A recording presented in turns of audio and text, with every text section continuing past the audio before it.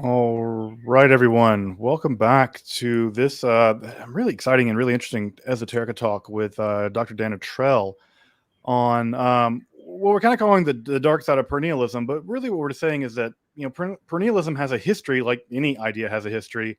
And I think that history is actually a lot more complicated than sort of the love and light perennialism that I think some people want to subscribe to. And I think that getting back into this history and showing that like every concept has a history for the folks who want to be perennialists, I think it's just good to know this history. It doesn't mean, like I think Dan said yesterday, it's not some kind of genetic doom that, because it has this relatively dark history that if you're a perennialist, you're somehow a cultural imperialist and by default and et cetera, et cetera. That's not true. But I think everyone benefits from knowing the history of the belief systems they subscribe to and knowing that some of the inner logic that they may be buying into has a history, and it may have a relatively dark history, and it can negatively inform just how these things are operating. But just say a couple things. One is if you haven't already gone over to Dr. Attrell's channel, The Modern Hermeticist, and subscribe, go do that. Also, if you really appreciate this kind of work, I'd also really say you should go over to Dan's channel and also consider at least a one-time donation to him for providing us really with that's a graduate level education on the history of perennialism. You're not going to get this kind of talk anywhere else unless you're paying a lot of money for a college class and getting access to this kind of information for free. Dan's really doing this just because as a public service. And I really think we should be supporting content creators. I support content creators, and I think supporting Dan is well worth it. So you'll find a pinned comment on yesterday's channel, on yesterday's episode, where you can find his channel and subscribe to it, but you can also see a one-time donation via PayPal to Dan. So I would really recommend doing that if you are financially able. And also the great thing about us creating content like this is it doesn't matter whether you're financially able. We create it because we believe in making education available. And for the folks that can financially support it, great. And for the ones that can't, we still are committed to making this stuff accessible. It's for you. It's for you. Yeah, it's for those. I'm super happy to know that there are people in Brazil who don't have a ton of money who can still get access to Esoterica or Dan's content, and folks in other countries that have more money can support making it accessible throughout the world. So I think that's really, really great. So Dan, I'll turn it over to you. I'm going to put myself on mute, folks, just because you can maybe hear a jackhammer in the background, which is the best thing ever for recording audio. And I'm going to put myself on mute. And Dan, I want to turn it over to you. And thank you again for coming and hanging out and giving this really interesting insight into the history of a fantastically important piece of both esoterica, but also religious studies history. Thank you, Dan. Well, thank you very much for that kind introduction. And I'm happy to be back and to be continuing our topic from yesterday. I'll just do a little recap about what it is we were talking about. So we'll be jumping into Pico della Mirandola, who is an important figure in the history of perennialism. I don't know if we can necessarily call Pico himself a perennialist, but he's certainly an important figure in the history of perennialism. Yesterday, much of the talk was dedicated to Marsilio Ficino, and Pico rode in many of the same red-robed circles as Ficino, but he was also a university schoolman. He studied with Jewish teachers, unlike Ficino, who did sometimes hang out with some Jewish people, but not much. He was not terribly interested in what they had to say. That was more Pico and Reuchlin's, wheelhouse. So we're going to talk about perennialism, and one of the major themes in perennialism, at least in the history of perennialism, is this idea of Prisca Theologia, the ancient theology. And this is the idea that there are 6 sages in order. They are Hermes Trismegistus, Zoroaster, Orpheus, Aglaophemus, Pythagoras, and then Plato.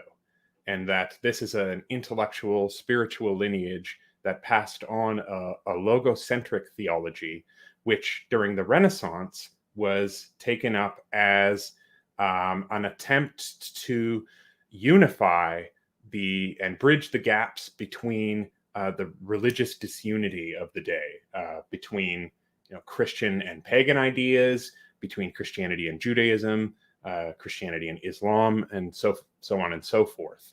And what Pico della Mirandola did was, like Ficino, attempted to construct a system. Yesterday we talked about the building of intellectual empires. And so Ficino and Pico built intellectual empires differently. They had a different approach. And they wrote in different styles. But the style that Pico wrote in was in these disputations. Pico wrote a lot of things, actually. Not a huge amount, enough to fill like a 2-volume tome, essentially. But he has the Disputations, which is the document in which he lays out his philosophy as this whole coherent system. And he called it his new universal philosophy, Nova Philosophia Universa. And the idea, in the same way that Catholic means universal, his philosophy was to be universal and Catholic, and it was to incorporate the wisdom of all of the most important ancient sages of antiquity. And we talked yesterday about how there is a difference between syncretism and perennialism, and that syncretism is something of a two-way street, whereas perennialism is something of a one-way street. And what we have in Pico, despite the book title by Stephen Farmer, Syncretism in the West, which is where you can find Pico's 900 conclusions, I don't really consider what Pico was doing to be syncretism.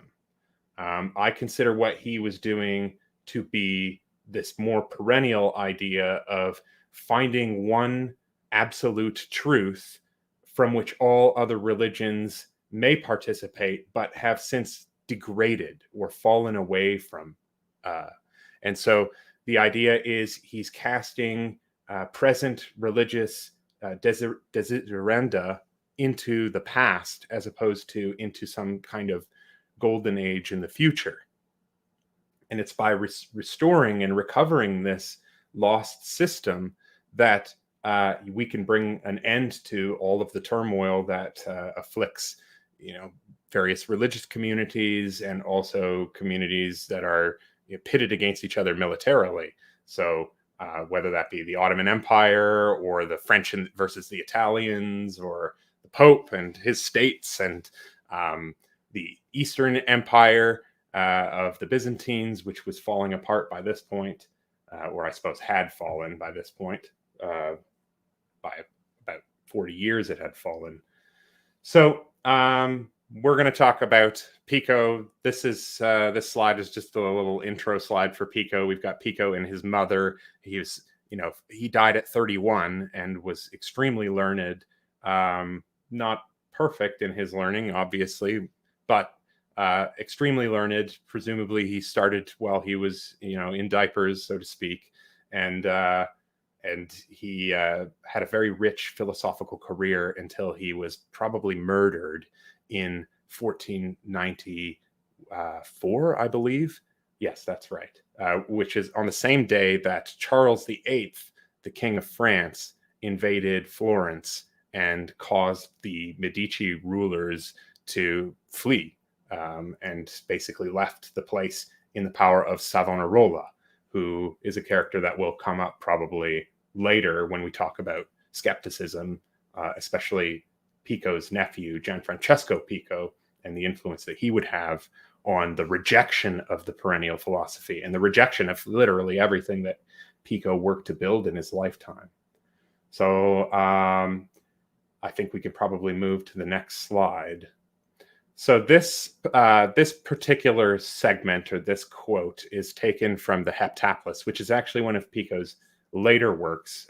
We'll come back and explore a quote from the Oratio later. But what's important here is we can get a sense of what I was decrying as the dark side of perennialism.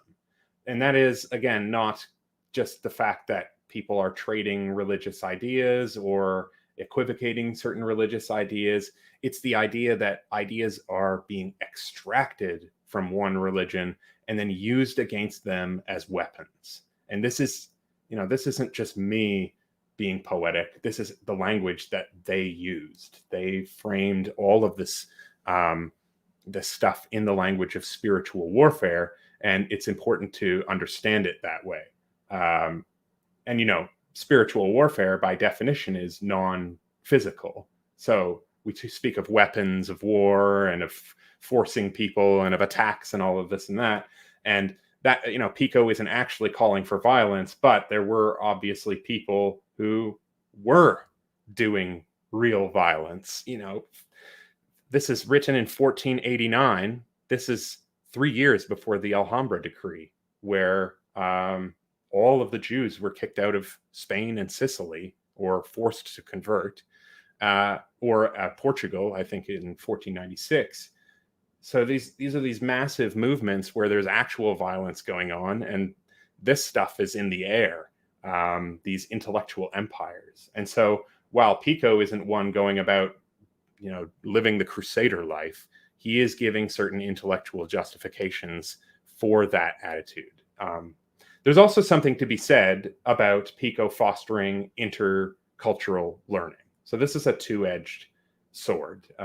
There are positive outcomes that come out of, like, for example, Reuchlin wanted to protect Jewish learnings from this Dominican converso who was going around burning Jewish books, because he felt if you undermine the Jewish texts, you're undermining Christianity. So why would we go and destroy these texts when we need Jewish scholarship at the foundations of Christian understanding of the Hebraica Veritas, the original Hebrew? So there are some positive things that have come out of Pico's work, and then there are some negative things, and we're going to be exploring some of the negative things here. I've done lots of stuff on Pico that you can look elsewhere if you're interested more in kind of taking his own stuff at face value. But what we have in Pico is this concept. He calls it a twin egg. So what I imagine is when you crack open an egg and it has two yolks in the egg, it's kind of like a bonus yolk.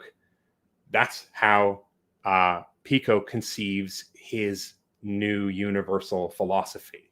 It is one egg with two yolks in it. So here's what he says.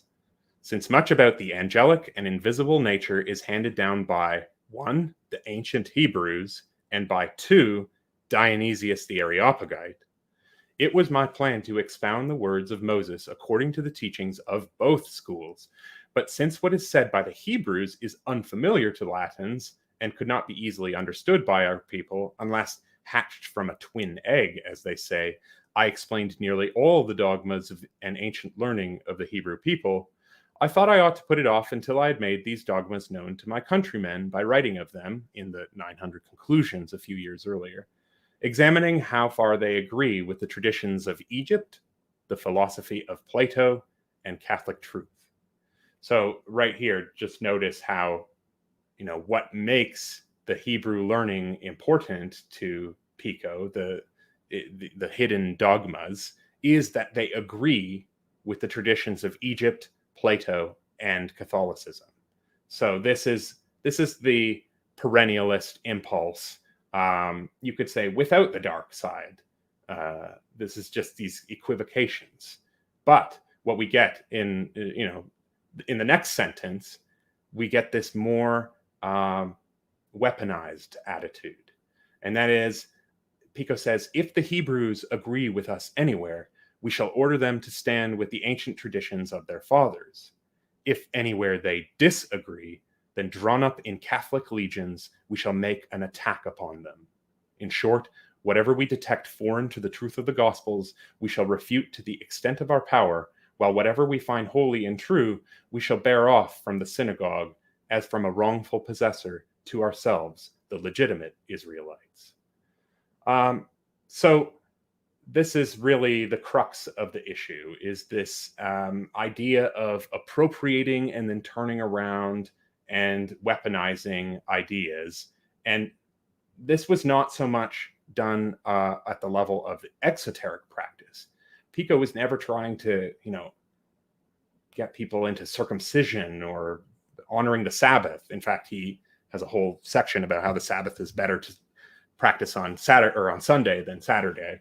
But he was very much interested in looking at the esoteric core, or what the spiritual understanding he called of the Jewish teachings, and demonstrating how they were essentially the same as those of Egypt and those of Plato and those of Catholicism. Yeah, Dan, I even remember in the 900 Theses, I think he even uses the phrase that he's going to proceed by miraculous appropriation. Yes, That's literally the phrase he uses. And I've always loved that miraculous appropriation. That it's sort of there's something mystical about it, but he straightforwardly even uses that word. Yeah, in Latin. The word that's used in Latin usually for appropriation is usurpavere, which is the root of our word usurp. Right. And that has a different connotation in modern English, but the sense really is taking up and using for yourself. Right.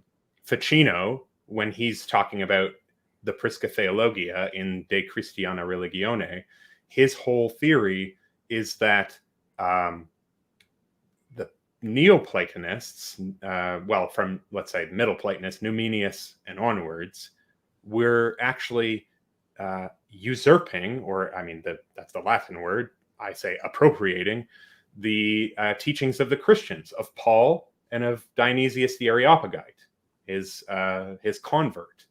And so, Dionysius the Areopagite was a Greek philosopher who was on Mars Hill. And so when Paul comes and talks about the unknown God, that's when he gets Dionysius interested in it. And then, of course, 5 centuries later, someone writes under the pen name of this Dionysius figure, a Syrian monk of unknown provenance. And he was really reacting and using ideas of Damascus and of Proclus in composing these tracts. So that's the reason why so many of these agreements can be found, is because they kind of had their history of philosophy a bit mixed up about who was getting ideas from whom. But it was clear that in the mind of Ficino, it was the Neoplatonists were appropriating the ideas of Christians, not the other way around. Right. And that's it's one of these sort of hilarious mistakes that gets made in the history of philosophy about where often I find that where ideas are coming from is confused in the ideas in the mind of many people. And it can often be the case that you think you're going back to the original sources when in fact it's the other way around. Yeah.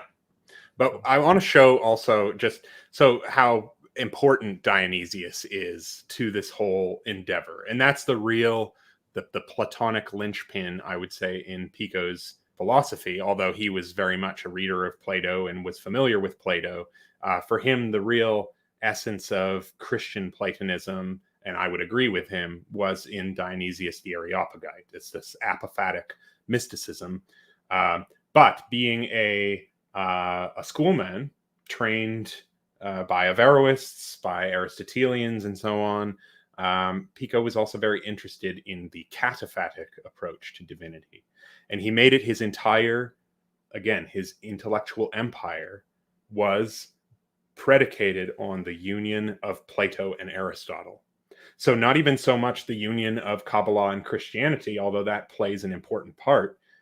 His main goal was uniting the philosophy of Plato and Aristotle. That is, the Plato of Marsilio Ficino, which was anti-scholastic in nature, and the Aristotle of the scholastics, which was anti-Platonic in nature. He's saying that actually Plato and Aristotle agreed, and it's only the later interpreters who misunderstood Aristotle and Plato and made them disagree when they were really just saying the same thing in different words. So notice the equivocation there. Right. And that was also a project of some Byzantine people as well, sort of the greater and lesser harmony project, which is possible if you really do think that, about the Liber de Causis, and you really do think that the theology of Aristotle is an actual Aristotelian text, which Pico knew that it wasn't. And so it's one of these things where once we've sorted this out really in the 19th century, you can absolutely realize, no, these are not at all commiserate philosophical systems. And also, I think that Pico is mostly interested in Kabbalah insofar as it's really an expression ultimately of Platonic ideas at some level. And whether he thinks one came before the other, it's a different question. But I think it's only the Neoplatonic uptake of ideas in the Kabbalah that really interest him. And of course, all the other particularly Jewish things are put on the wayside. Yeah. If you're interested in Pico's solution to the problem of reconciling Plato and Aristotle, I made a recent video on my channel, audiobook reading of Pico's On Being in Unity, or On Being in the One, depending on how you want to translate it. And what you'll find is that his solution for reconciling Aristotle and Plato is actually quite Aristotelian. I don't think it would please very many Platonists, like Ficino, for example, who thought that the one was above and outside of being, whereas for Pico, the one is being. So we get this kind of, that is a very big distinction between their two philosophical systems. And it's also another major distinction that we should mention. We talked about Averroes and merging with the active intellect yesterday. That's what Pico is all about. He wants to annihilate himself in the one and become one with the ultimate good. Whereas Ficino also wants what's called felicity. Well, they're both after felicity. They just have different ideas of how you can achieve it and what that looks like. In Pico, the soul merges with God and becomes completely united, whereas in Ficino, the soul is immortal and it goes to be with God in eternal beatitude and felicity. But the soul itself never fully merges with God.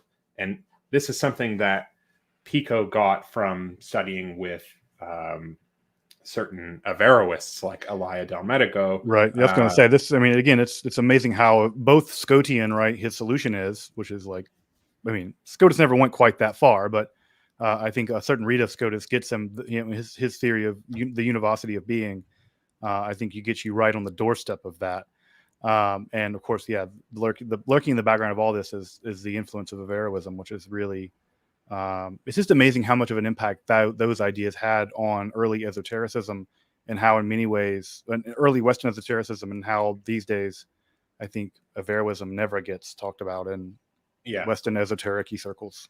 And I think that's what interests me personally in a lot of this material, is that, and I've spoken about this countless times on my channel, is that this is the last gasp of Platonic realism, and it's really a Baroque expression of it. Like it's very complex and complicated, and takes into consideration so many different thinkers and traditions, and in that way, it's very admirable as a kind of scholarly endeavor. It's just like when you're looking at what the ultimate goals there are in coming up with these systems, that's when you see that there is a bit of a darker side.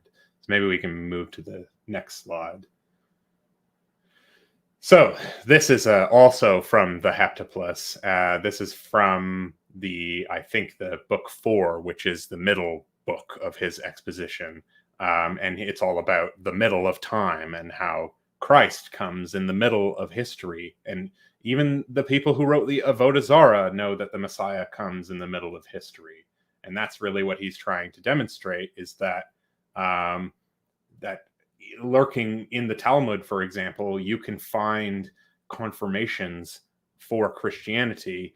It's just that the Jews refuse to believe what's before their eyes because they don't have the spiritual understanding, the intellectus spiritualis, which is this Platonic concept. Now, this is the kind of language that he uses when he's expressing these historical models of when the Messiah had come, that is in the middle of history. He says, "Oh, Christian brothers, I pray that you consider a little more diligently how true and sound is my exposition, whence there you will be furnished against the stony hearts of the Hebrews very powerful darts taken from their armaments. So just like on the last slide, that we get this recurring pattern of using the weapons of the enemy against them.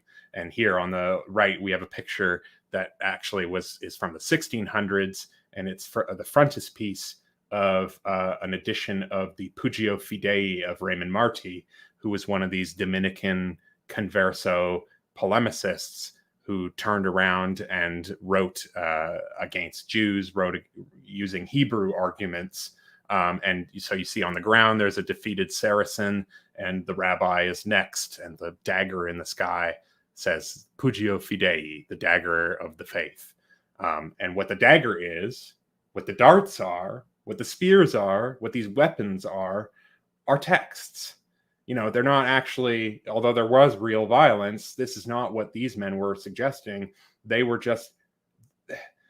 trying to essentially express their masculinity as these monastic or mendicant figures in the age of crusades, where, you know, knightliness is the standard for masculinity.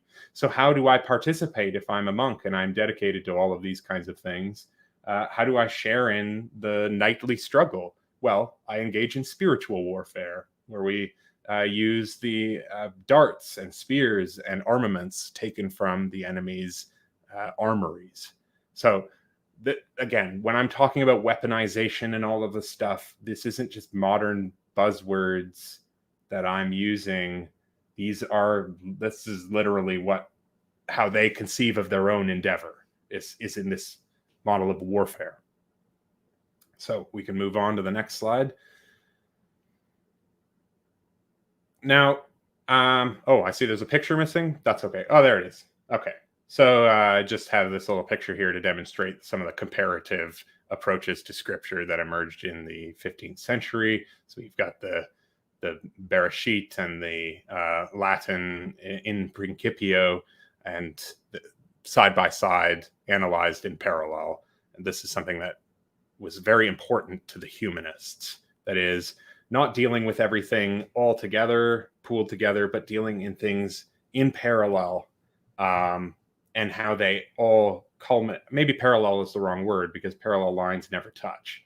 I think separate but converging tracks might be the best way to think about it. Paganism is its own thing. Judaism is its own thing. Pre-existent Christianity is its own thing, but they converge on the Catholic faith for Pico. And now Pico had many Jewish teachers. For all that Pico was, bigoted in some way, he was also very open-minded and open to learning from people of all different kinds. So these are his three main Jewish teachers: Elia del Medico, who was actually Jewish; Flavius Mithridates, who was a converso, and not a very good one at that. I don't think he was a particularly good Jew or a particularly good Christian, but he tread the line between the two and was extremely important for Pico's historical development. And then lastly, we have Yohanan Alamano, who I remember, Justin, you had a show specifically dedicated to him. So you should check that out if you're interested in what the daily life of a 15th century Kabbalist looks like. And Yohanan Alamano also had a big influence on Pico, but all these thinkers had different influence Pico in different ways. So Elia del Medico taught Pico a lot of his Averroism. He was pro-Aristotle, anti-Plato, and when you see that, think anti-Ficino, and anti-Kabbalah. He thought Kabbalah was, he was a rationalist. He was not into mysticism, and he was really into systems of thinking. So his problem with Plato was that Plato didn't deal in systems. He dealt in these obscure hidden doctrines that you were supposed to absorb discursively, rather than Aristotle, who works systematically and builds these foundations for thinking. He was much, much more partial to that than this kind of initiatory Platonic mysteries approach that Ficino was interested in, and Pico to some extent. But Elia, I think, criticized Pico a lot and got him to think critically about the Platonic tradition in a way that distinguished him quite a lot from Ficino. Now, the next on the list is Flavius Mithridates.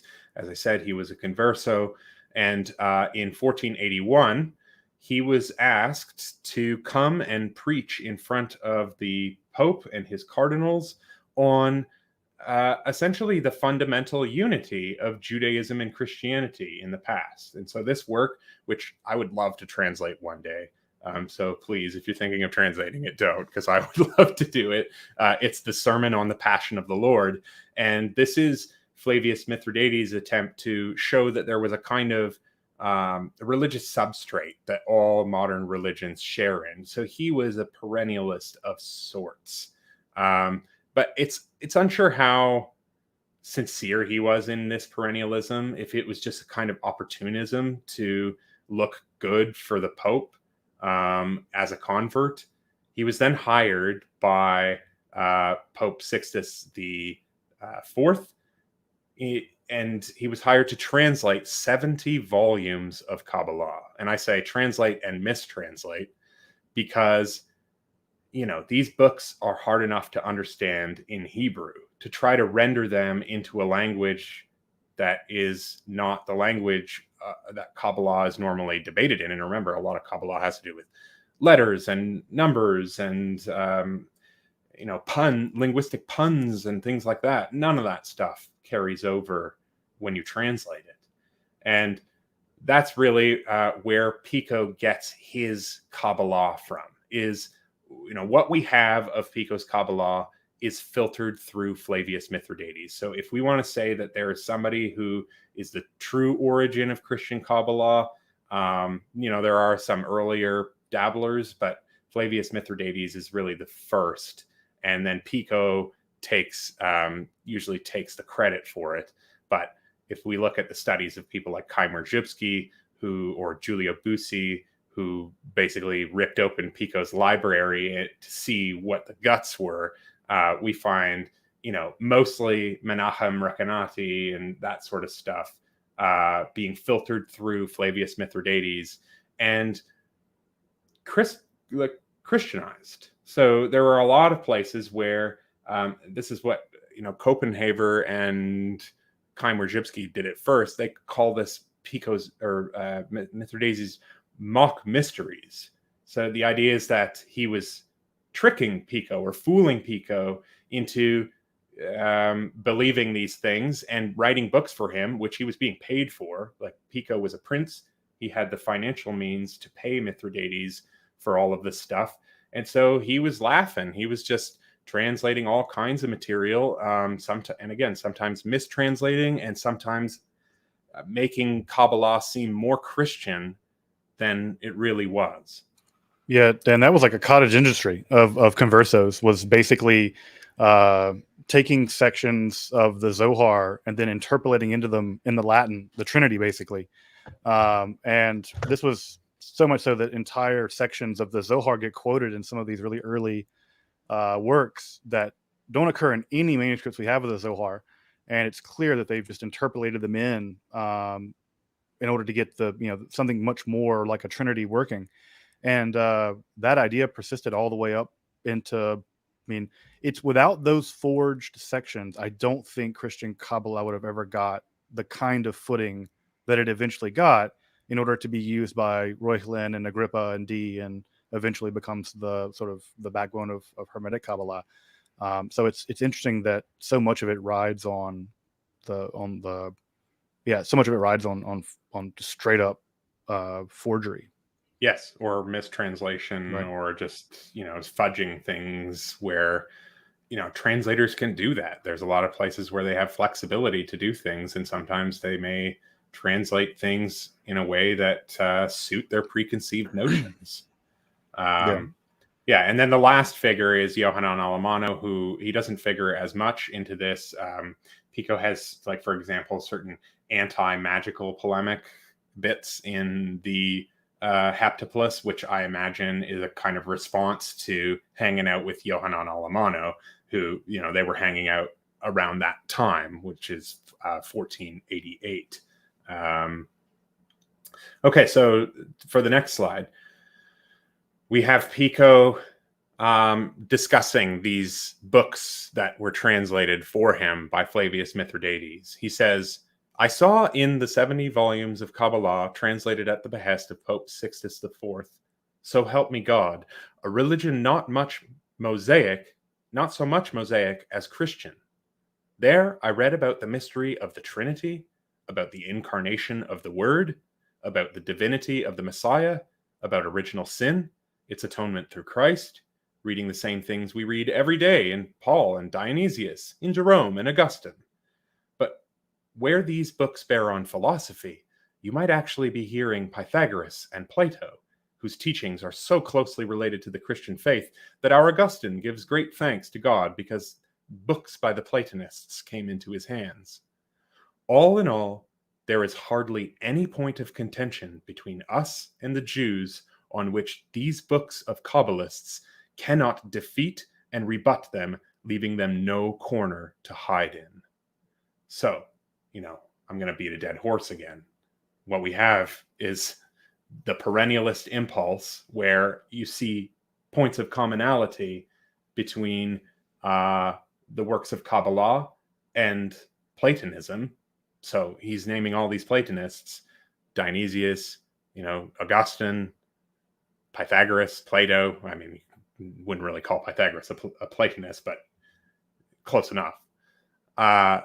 And he's saying that on account of these similarities, these books are full of information that can be used to refute and rebut Jews. The idea for them was to silence people and just to give these irrefutable proofs to make people shut up and stop, winning in debates, or potentially that's actually something that happened more so in the Middle Ages, as they would have these forced disputations, like the Disputation of Barcelona, the Disputation of Tortosa, where Jews were forced to debate on Christian terms.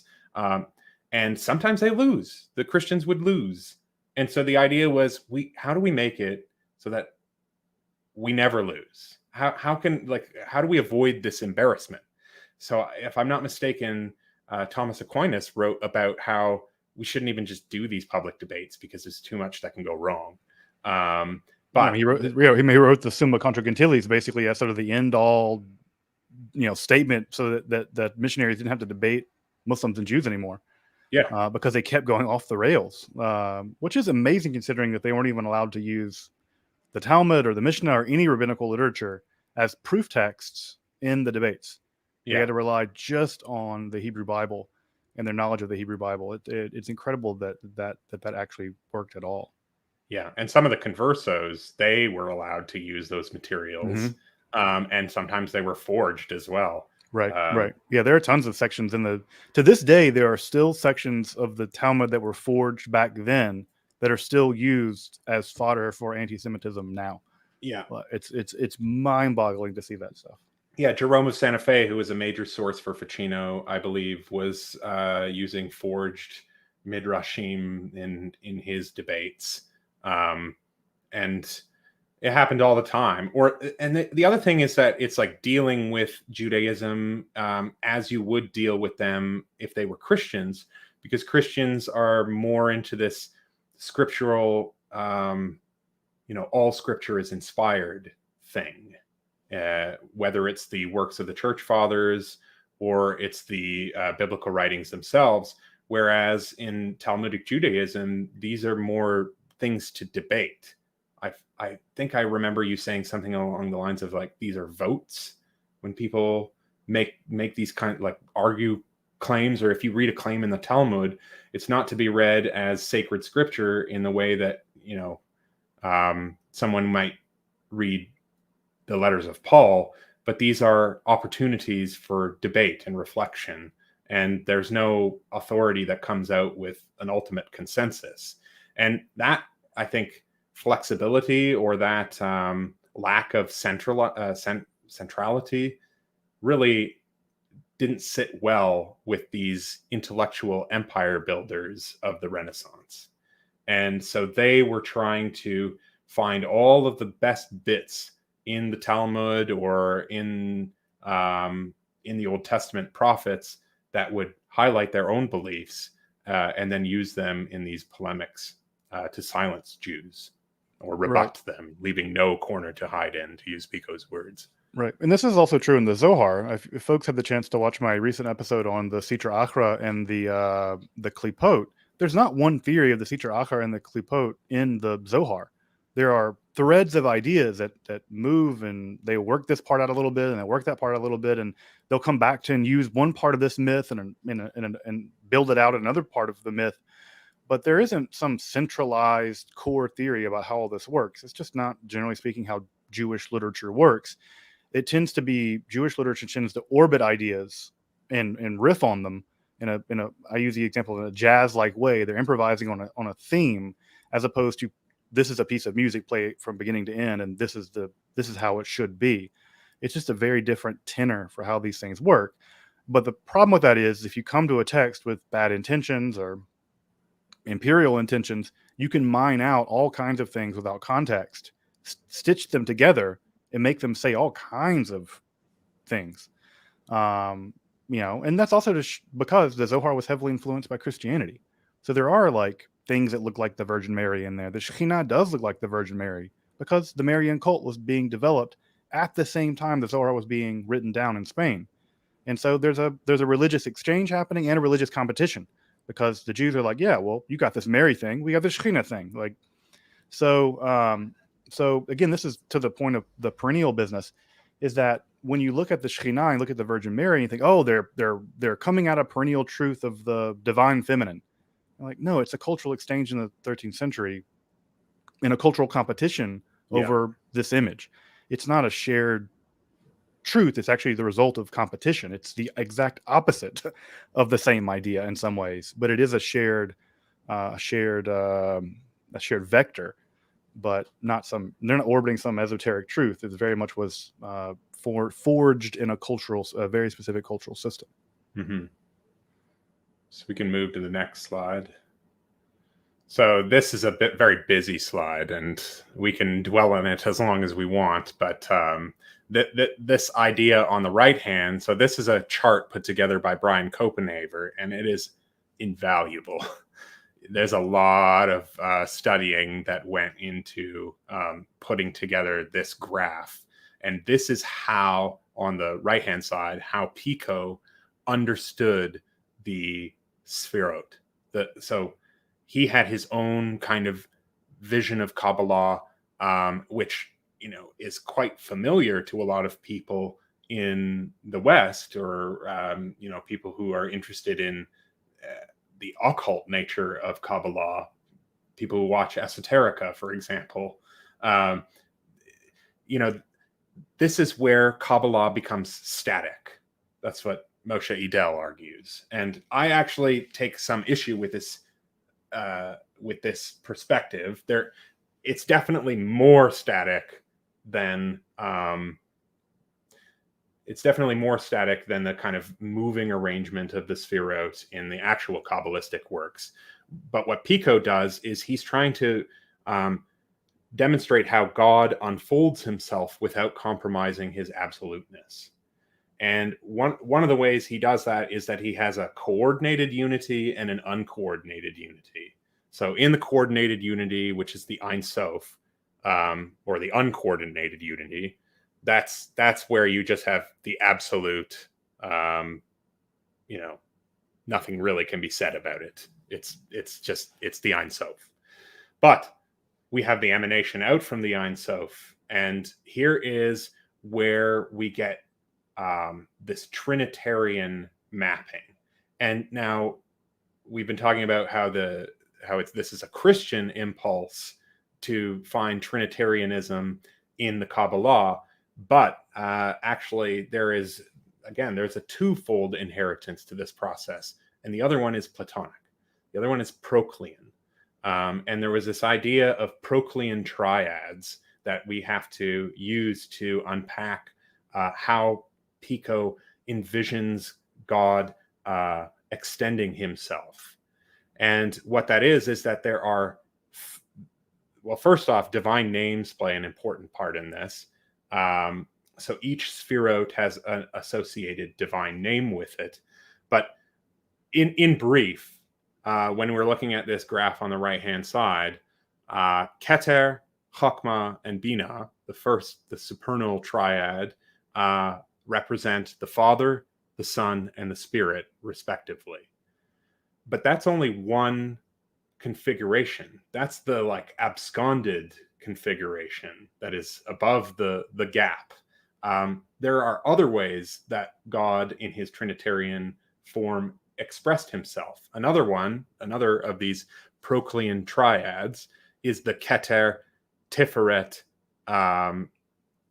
Malkut arrangement, where Keter remains the Father, Tiferet is the Son who is incarnated, not the disincarnate Logos Son who's in the top right with Chokmah.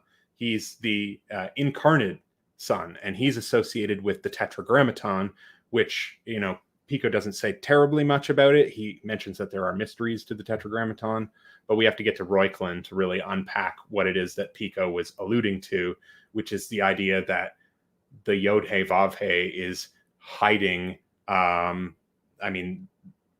Yod Shin Vav is how Pico thought that Yesu was named, and so the idea was by inserting the name of Jesus in the Tetragrammaton, you had the Pentagrammaton. So Yod He Shin Vav He, which is like, I don't know how you would pronounce that. Yeshua.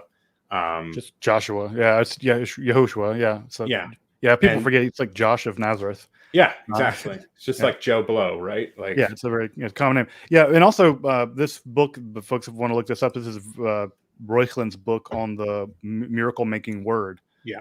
Which was enormously impactful in the development of Christian Kabbalah, and probably the central book informing John Dee in terms of John Dee's early Kabbalah. So another crucially important work in terms of development of Western esoteric occult Kabbalah. Yeah, and if we're going to talk about Western esotericism in general, everybody loves their Cornelius Agrippa. And Agrippa is getting a lot of his material on Kabbalah from Francesco Giorgi, who's a Franciscan, and Giorgi is getting a lot of his ideas from Pico. And so there's like a direct line, and especially the Heptaplus, right? A lot of this Kabbalah stuff here is deduced from the 900 conclusions, but the Heptaplus is where he tries to marry Platonism and Kabbalah. And I have another slide about this, but we can stay on this one for now. I just wanted to show how in the 10 Sefirot, there are these three triads of the Father, the Son, and the Holy Spirit in different configurations, in different degrees to which they are sent out into the world. And so, for example, Malkut is associated with the Holy Spirit because the Holy Spirit is sent out into the world. And then, Tiferet being kind of the mercy of God, but also the glory of God. And so Clementia is, that's not really how I think a lot of Jewish people would interpret Tiferet as mercy, considering we have other, But nevertheless, the idea is that Yod-He Vav-He, or the Tetragrammaton, is the center of the tree. It's like the pillar of the tree, and Ehyeh is the root. I am what I am is the root, but Yod-He Vav-He emerges out of that and becomes the mainstay from which all of the other divine names are hung. And now divine names are important for a great number of reasons. And working miracles is, as the Reuchlin book title suggests, on the wonder-working word, that there are words that work miracles. And there is plenty of biblical evidence for this, right? That, you're saved by calling on the name of the Lord, or everything is in the name of so-and-so. The name. I mean, even God is Hashem, the name. And so the importance of names really cannot be stressed. And again, we're working within the last gasp of this Platonic realism paradigm, wherein words and realities are really intertwined, not in the mind, in some conceptual construction, but they are really linked together. And this is to your point earlier, right, where this is sort of the last gasp of hardcore Platonic realism. Like what people don't really realize, especially folks maybe in more esoteric-y world, is that this was an extreme minority position that was going away. Nominalism had won the day already. And this was sort of a holdout, really, of Platonic realism, where nominalism had already taken over the major universities, and it was really in the sort of the edges of European intellectual life that this realism was holding on. And you see it in a hardcore way in Dee, and you see in Reuchlin, and the last gasp of it is really going to be this Christian Kabbalah stuff, and it will basically live and die there. I think by the 18th century, the only people still holding on to it will be esotericists, and it still survives in the world of Western esotericism with the idea that basically magic still functions using, in a substantial way, a metaphysical underpinning of Platonic realism, linguistic semiotic realism, more precisely, and without it, without it doesn't work, or it doesn't have any intellectual foundations. But these kinds of thinking were already, I would say, old, even in some ways old-fashioned by the late 15th century in many ways. Yeah, Pico relied very heavily on this Proclean doctrine that everything exists in everything, so that there is a universal sympathy of all things where everything is interconnected, and it's just a matter of playing, magic.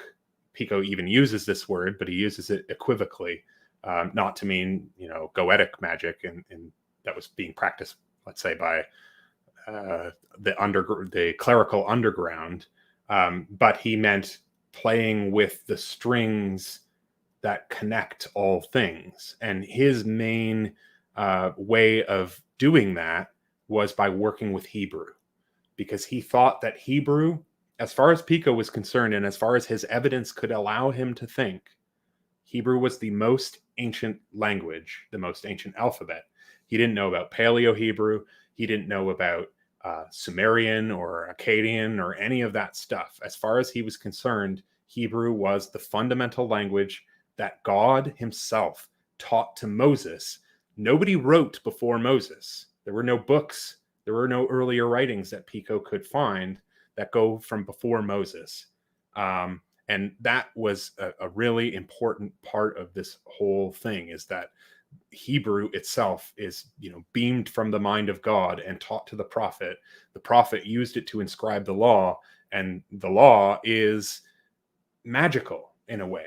There's so much about the history of Kabbalah is about giving weight or some kind of external meaning to the mitzvot, so that when you do a commandment, when you perform a commandment, you are actually having this impact on the divine world. So your actions have these connections in the supernal realms. They're not just symbols or empty symbols or anything like that. You are actually affecting the Godhead in some way. And right. You're realigning the Sefirot. The Sefirot, right? We see this image of the tree of life that's fixed, but in the minds of the Kabbalists, these things are all out of balance. And the mitzvot, the commandments, are how you rebalance basically the interiority of the Godhead. And for folks who are maybe interested also in this linguistic realism, nominalism, ancient language stuff, if you want to check out my episodes on John Dee's Monas Hieroglyphica, I go into depth about what's going on to motivate all this stuff in semiotics and ontology and metaphysics that's really motivating this divine language business and Kabbalah and Enochian language and all that. So if folks are interested in that side of things, you may want to check out my episode on John Dee's. The first episode is specifically on John Dee's Monas Hieroglyphica, where I really trace out a lot of this stuff. Yeah, and actually, we should discuss here the importance of what is called the figura. The figura was a very popular thing in medieval books, medieval manuscripts, and there are diagrams to explain things.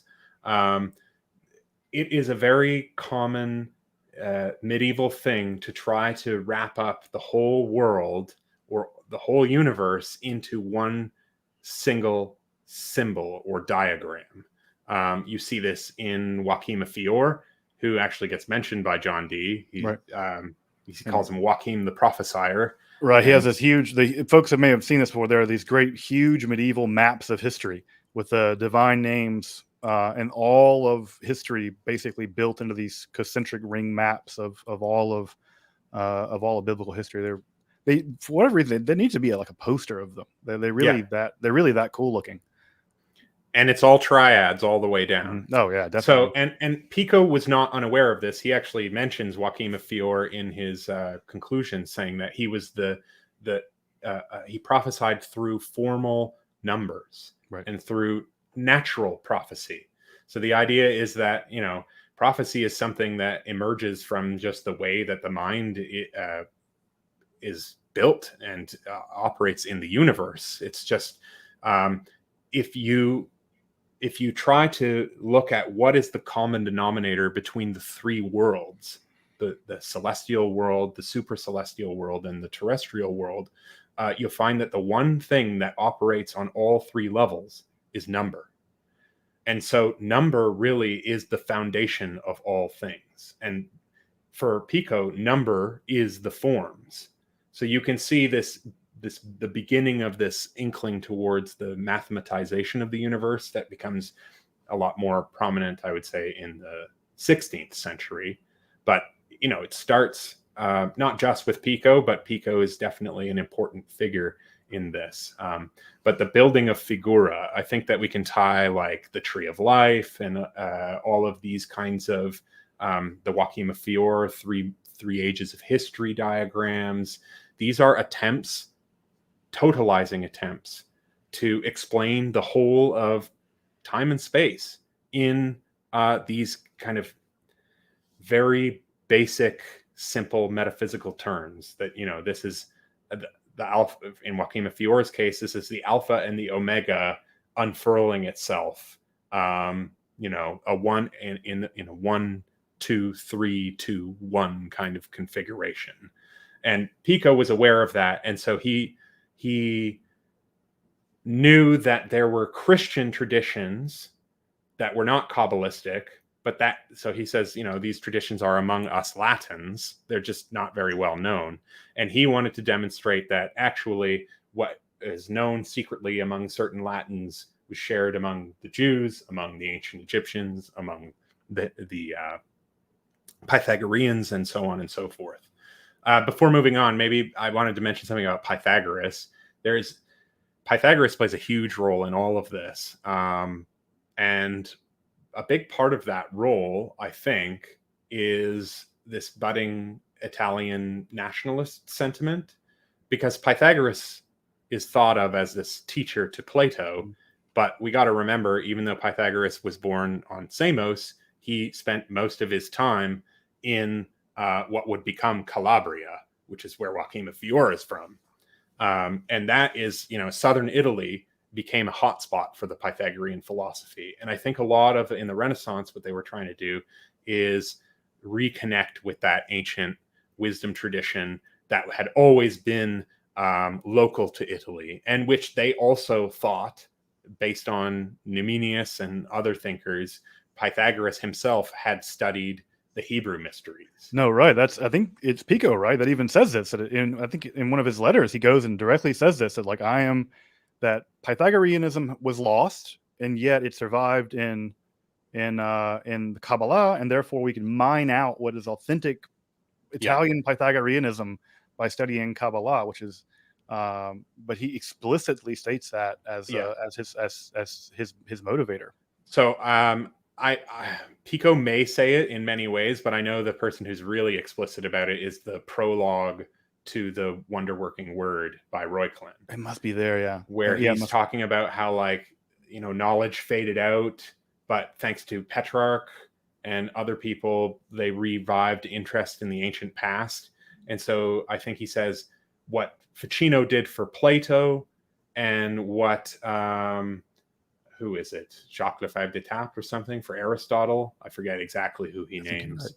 Yeah, you're right. It was. I am thinking of Reuchlin making that argument. Yep. Yeah, and he says what those guys did for those guys, I'm going to do for Pythagoras. However, we don't have the Pythagorean doctrines. What we have Kabbalah, which is what Reuchlin thought is where Pythagoras got his idea. So Reuchlin is trying to reconstruct Pythagorean doctrines and secrets from Kabbalistic ideas, and often not even actual Kabbalistic ideas, but from, this Christian Kabbalistic synthesis.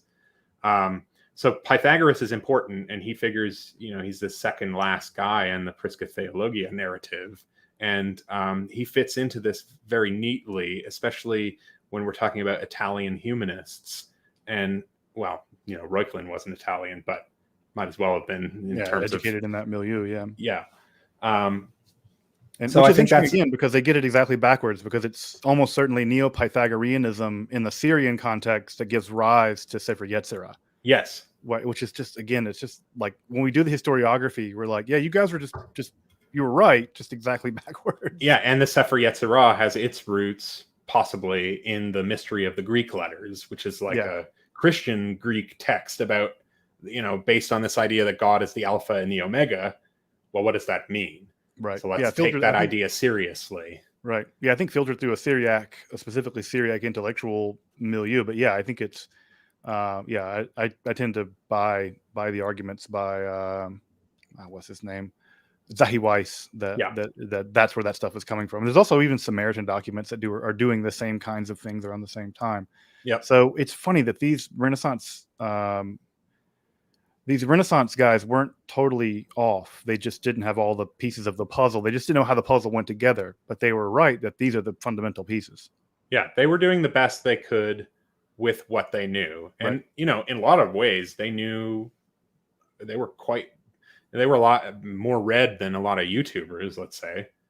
I would think they're frankly a lot more read than a lot of like graduate students in philosophy. That too. So it's like, a lot of people avoid this material because they think it's, I don't know, late or decadent. They'd rather return to the source, and that's fine. But this material is very interesting and very learned, and you're going to learn a lot of stuff about the Platonic tradition, stuff that you would read in Thomas Taylor. That stuff was conveyed to him from, a lineage of Platonists, and Ficino and Pico are very important in this lineage. Right. Well, I mean, I would say, having gone through philosophy graduate school, I can happily tell you that, or unhappily tell you rather, that it's not that people aren't reading Ficino and Pico. It's that people aren't even reading Plotinus and Proclus. Yeah. Like that's, I got through years of PhD in philosophy, and there was never even a class of Neoplatonism offered. Yeah, and these guys are not just reading it; they're translating it. They're translating it, reading it very carefully and trying to understand it, and then using later and earlier thinkers to explicate the material that they're finding in there. Right, in the enormous commentary literature. I mean, the commentary literature, it remains largely untranslated, even in English. It's amazing how much of it. There's still this massive Aristotle commentary project by Sarabji and those guys that are still cranking that stuff out. It'll be another generation before we get access to all of it. So it is amazing how much they knew. And again, a lot of people look down their nose at these guys, but I think they do that at their own intellectual peril, in my opinion. Yeah, I think so too. So I just wanted to mention the whole Pythagorean angle, because we talked yesterday about kind of equivocation and how there are often these kind of muddled or obscure equivocations made in perennialism. And this is an example of that kind of thing where, Pythagoras is really practicing Kabbalah, and then Plato is learning from Pythagoras. And so they're all connected in this giant lineage of Hebrew mysteries. And that's the best that they could do in terms of reconstructing the past from the evidence that they had. So we could probably move to the next slide. Okay, so this is from the Heptaplus, and here's another example, yet again, of a technique or a belief that is in Judaism being used to demonstrate the Trinitarian principle, not just the Trinitarian principle, but I would say the whole foundation of the Christian religion. So Pico was well aware that there is the Mahaseh Bereshit, and then there's the Mahaseh Merkavah, and he wanted to try his hand at both of them, even though he knew that there were injunctions against people practicing them. He didn't care. You weren't supposed to talk about them publicly either. He didn't care. That's okay. He decided that Mahaseh, in line with Abraham Abulafia and the division that he made, he divided the Bereshit and the Merkavah into essentially metaphysics and physics, which is not something everybody does. But he says that all of the coming from Maimonides. Yeah. Abulafia is getting it from Maimonides. Yes, and that's another like big, I think, influence for Pico is this like Maimonides to Abulafia to Gikatilla or Tia to Pico, or Menahem Rekananti as well. But what we see Pico doing with the Bereshit mysticism is he's saying, look, there's this word in Hebrew. It's the first word that's in the Bible. The whole Bible starts with the letter Bet.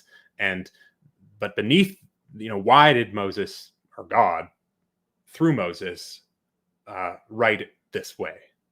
Well, what he was trying to do was demonstrate the entire history of Christianity, the entire message, in this one single word, in the beginning. And what he found was he used a technique, this kind of rotational art technique. And he said, this technique is like the technique used by Raymond Lull, which is actually a polemical system in order to demonstrate the logic of Christianity and prove to Jews and Muslims why Christianity is the ultimate faith. That was Raymond Lull's polemical system. He built like a logical computer to basically demonstrate his logic. Spinoza was really into it, or was it Leibniz? One of those two wrote their doctoral dissertations on Raymond Lull. Yeah, it was Leibniz.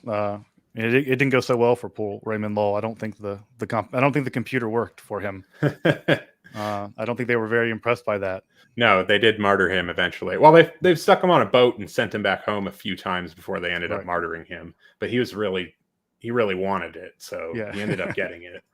But what Pico does is he takes all of the letters of Bereshit and then he tries to make these small letter combinations with the letters that make up the word, and then he exhausts those letter combinations, and I think he comes up with 12 words.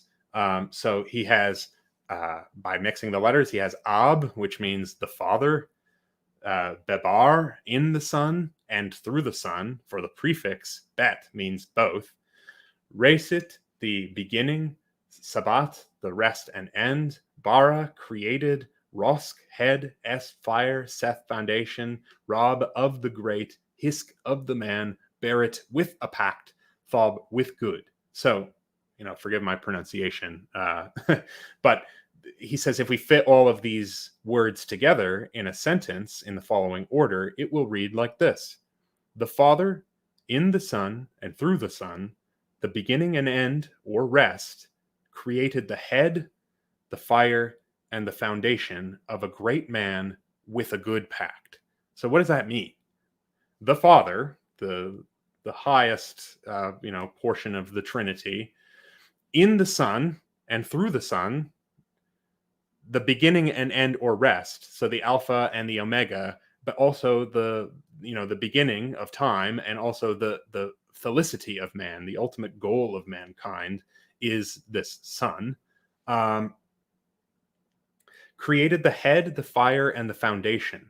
So that is that through the Logos, through the plan of the great man, the Adam Kadmon, if you will, God created 3 worlds. Then those are the super celestial world, the celestial world made of fire, and the foundation made of the elements.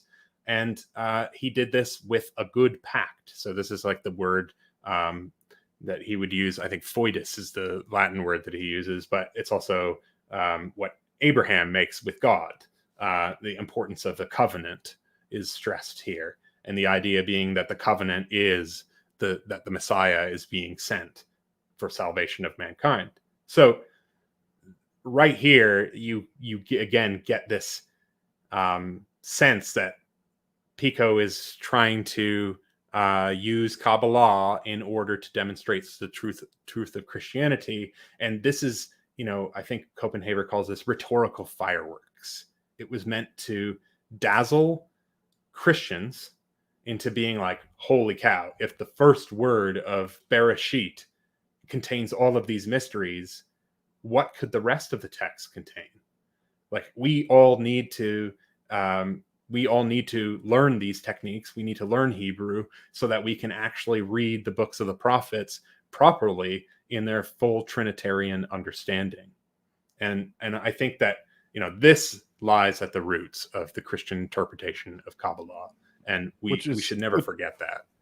Right. I mean, which is funny because, the word Bereshit contains some of the most popular Hebrew letters in terms of spelling, and it's also almost one third of the entire alphabet. There's only 22 letters in the Hebrew alphabet. Bereshit contains, 6. So it's funny, like, if I take 6 of the most important letters of a 22-letter alphabet and rearrange them, you can get about anything. Although I will say that it's easy to laugh at this, but this is exactly the kind of thing Kabbalists did. If you read the first 100 pages of the Zohar, it's just this. I mean, they don't come out with a Trinity like this, but they come up with everything else. I mean, this idea that you could everything was packed into the first word of the Hebrew Bible was a common motif in Kabbalah. And so in many ways, I would say that Pico's being a good Kabbalist. He's being a Kabbalist, in a just not a Jewish conclusions he's coming to wouldn't be he's just not a Jewish one, and the conclusions I think would outrage Alamena or whatever, but he's not doing anything outrageous. If you read the Zohar, his conclusions are outrageous and his intentions are a little bit outrageous, but the methodology, that's pure Kabbalah. Looks just like something from the Zohar. But I think before we move on from the slide, that an important point that I wanted to make was, again, these are rhetorical fireworks. They're meant to dazzle Christians and convert Christians to Kabbalah, not necessarily convert Jews to Christianity, which is often how people think of Pico, as this like kind of compelle entrare type figure. And he wasn't really like that. He tapped into some of the strategies and motifs that made up that tradition. But I think that he was more into kind of this perennialist sense of finding the hidden truth, and that eventually, once that's revealed, everybody will find it irrefutable and convert to that truth. Right. Yeah, I don't think there's any evidence of Pico actively attempting to proselytize people like Alameno or even their letters and stuff. They're really chummy. There doesn't seem to be like an attempt on the part of Pico in the way that you would think. And again, this is where people think that if you do the wrong thing, the church is going to arrest you and burn you or something like that. And it's not the way the Middle Ages was really, and the Renaissance world wasn't like that either. And but I don't. I think you said it, and the same thing that Martin Luther thought too, right? He also had sort of a chummy attitude toward Jews at first, and he's like, when we get this Reformation done, then everyone's going to convert to it because it's purified Catholicism. And then the Jews didn't convert to Protestantism, and that's when he unleashed the holy the holy hell of all the Jews in their lives. And I think that's this is kind of beta testing a kind of reformed Christianity, but it's a kind of reformed Catholicism reformed via esotericism and mysteries, as opposed to the more humanist reform that's going to come down the pike in 50 years or whatever. So the reason why Pico doesn't have this aggressive proselytizing dimension is because the standard line of thinking in Christianity, based on the words of Jesus himself, is that when Jesus returns, the Jews will just convert anyways. Like they'll be like, oh crap, we were wrong, and like at the end of time, everything will be okay. There isn't this idea that there is still a responsibility to convert individual Jews in the kind of apostolic life of martyrdom and proselytization and these kinds of things. But to try to trigger a mass conversion, that is not what Pico was doing. He was trying to convert Christians to read Hebrew and to unpack Hebrew mysteries so that Christianity could become irresistible. Not so much trying to directly, proselytize to people. He may have, but I don't have any kind of text that discusses it or mentions it. No, there's no evidence. Any Reuchlin, D, Postel, none of those. I don't think any of those guys are interested in trying to convert individual Jews. And frankly, I think that if they'd have gone to a Jew with this kind of Kabbalah and who was really a real Kabbalist, I mean, they'd have been bringing a knife to a gunfight.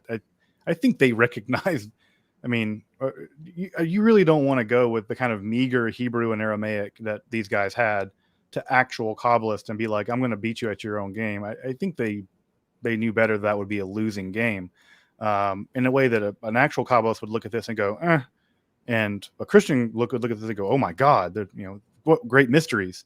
Again, it just shows you, I think Copenhaver's right, and you're right to point it out, that who they're preaching to is not, Yochanan Alameno is not going to be convinced by this. Yeah. And Pico's not trying. That's not the point. No, there are clearly like things that he says in the Heptaplus that are kind of like nods or mentions to like poking Alamano in a way, where he's saying like, let us not mold our image in metals or the stars, let us mold our souls in the image of Christ. And so like Alamano also had this kind of talismanic approach to the Torah and to let's say the Ark of the Covenant, and to just the process of reading Torah, doing mitzvot.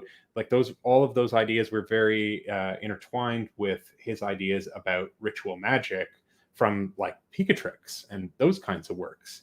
And I think that Pico had a lot of conversations with Alamano about the perfection of man, about the goal of mankind, and all of this stuff. And they just agreed to disagree on a lot of things. And then Pico wrote in his works, here are my disagreements. He did the same thing with Ficino, but he was hot-headed. So he kind of, Ficino was always saying how much he loves Pico, and Pico was always writing, anti-Ficinian works, like saying like, why would you use the Parmenides to explain anything? It's just like logic chopping.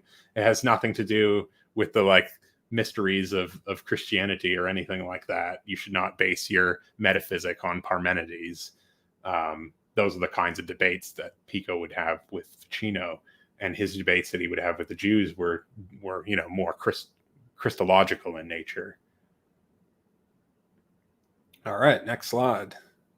So now we're going to get into how tables turned. This is really an interesting part of the whole process, and that is that, even though perennialism began within Christianity, this is about the time that Christianity dumps perennialism, or maybe perennialism dumps Christianity. I don't know which one dumps who, but maybe Christianity dumps perennialism during the Reformation, and then perennialism dumps Christianity later on in the 18th and 19th centuries. So the main attitudes of the Reformation can be encapsulated in these 5 solas. I know this is kind of a cliche, but it helps for our purposes. We have sola scriptura, scripture alone; sola gratia, by grace alone; sola fide, by faith alone; solus Christus, Christ alone; and soli Deo gratia, for the glory or grace of God alone. And that is really the rallying cry of the Reformation. And what it means in simple terms is that, Prisca Theologia, Platonism, Aristotle, philosophy, all of this stuff, it's redundant. Like if it's redundant, or if it's not redundant, then it's heretical. And if it's redundant, then why do you need to have it?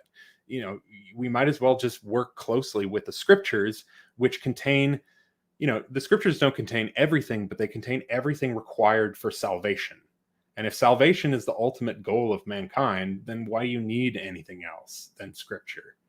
That's really the attitude that they took. And you can see the seeds of this kind of attitude before Luther's time in Savonarola, who had a very, he was a Florentine Dominican. Well, he wasn't from Florence, but I think he was from Ferrara. And he came to Florence at the invitation of Pico della Mirandola and Lorenzo de' Medici. And he was invited to basically morally edify the city. And when King Charles VIII invaded Florence and caused the Medicis to leave into exile, Savonarola filled up that power vacuum and set up a kind of theocratic republic where, famously he burned books and artworks, and I can't imagine how many copies of the Picatrix wound up in those fires. I often think about that because we don't know what books burned, but we know that there were books of magic and books with symbols and astrological books, and anything that was considered vanity to Savonarola that wasn't supplemental to human salvation had to go, because the diluvium was coming, this great flood that would wash away the iniquity of Florence was coming. This very strong apocalypticism that had started with Ficino in the 70s, where they were fearing Turkish incursion. That kind of fear carried on the idea that God was going to raise somebody up, just like he raised up the Babylonians against the Hebrews. God would raise up enemies against Christendom to wipe out the iniquitous portion, and there would be a life raft or a kind of ark that would allow Christianity to survive. And what that was Scripture. Scripture is the ark. People who cling to Scripture alone and to the truths contained in Scripture, those people will be saved. They'll be like in Noah's Ark. When the flood comes, it won't wipe them away. And what will remain after that period is this kind of restored, refreshed Christianity made up of only the elect. And this idea of the elect will become very important throughout the Reformation. And so we get the inklings of this in Florence with Savonarola. And as you can see, this is an extension of Dominican spirituality, of mendicant spirituality.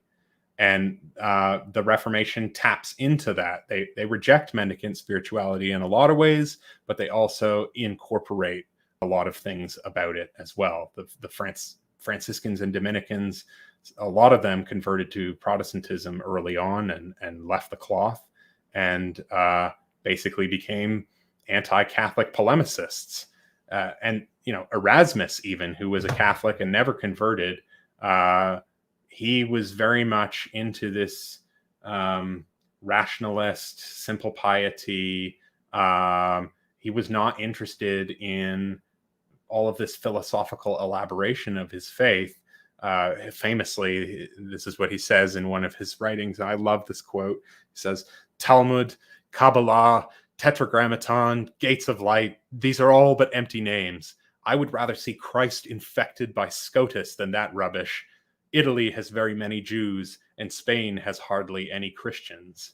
So you really get a glimpse of, how Erasmus, even though he's a Catholic, how he feels about these Kabbalah, Prisca Theologia, all of these external things. He's saying you don't need any of that. The humanist impulse is ad fontes.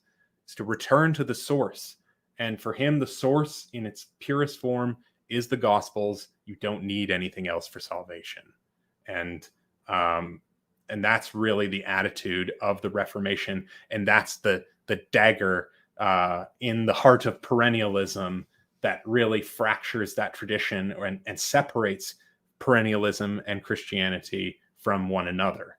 And there's something of this like cross-confessional purity spiraling too that happens later on during the 16th century Catholic Reformation, where some people also reject this kind of stuff because they don't want to be criticized by Protestants for this particular thing. Like, why would I want to take flack as a Catholic for practicing Kabbalah if some Protestant is accusing me of it and saying that I'm a Judaizer because of it? I would rather just not deal with that. But that's not everybody, right? The 16th century is really the golden age of the Christian interpretation of Kabbalah. That's where we get, Reuchlin, and we get Francesco Giorgi, and we get Arcangelo of Borgo Novo, and all of these guys who later influenced John Dee. So it's a time of great conflict over these ideas, and eventually the perennialists will lose out and kind of be dropped out of Christianity entirely, and that's more so in the Enlightenment period. But we'll get around to that. Maybe the next slide. Okay. So how the tables turned, the Prisca Theologia and the Genealogy of Evil. So this is a quote from Hanegraaff's Esotericism in the Academy, which is a wonderful book that I really love. It's super interesting.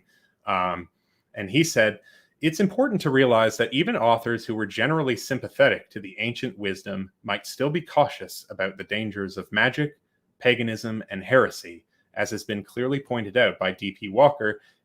This was particularly true for the reception of the Prisca Theologia in France, with important authors such as Jacques Lefebvre d'Etaples, Saint-Fourier de Champier, and a series of others. Moreover, and as one background reason for their attitude of caution, one should never lose sight of the fact that in the wake of the notorious Malleus Maleficarum of 1486, the very year in which Pico planned his great debate, the great witch craze of the early modern period developed in perfect parallel with the ancient wisdom discourse. Given that context, it was inevitable that critics would begin to question whether the learned magic of the Florentines was as innocent of demonism as they claimed. Now, both Pico and Ficino had written their respective apologias to explain away the fact that they talked about magic.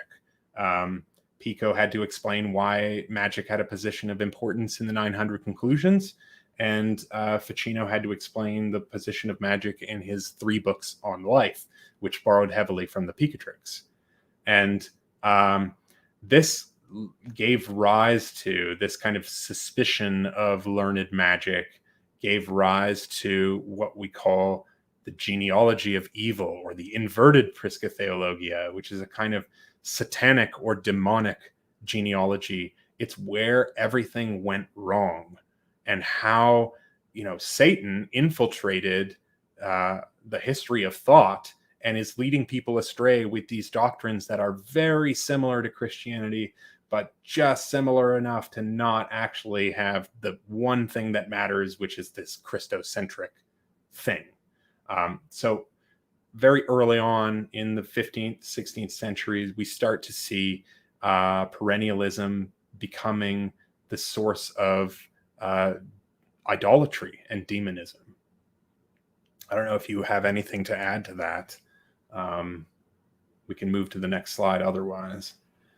Yeah, no, I'm sure you'll get to it in a minute, but this is where the nail in the coffin will be with Johannes Brucker, who also Hanegraaff makes a great point about how basically the philosophy we're taught now was purged of all of this kind of material very intentionally as part of the last strike at perennialism and paganism in philosophy, with people like Johannes Brucker. So yeah, I think you'll get to it, but I think that if people have ever wondered why don't I learn about this in philosophy class, that's basically the answer is this Protestant anti-perennial push to extricate paganism from philosophy.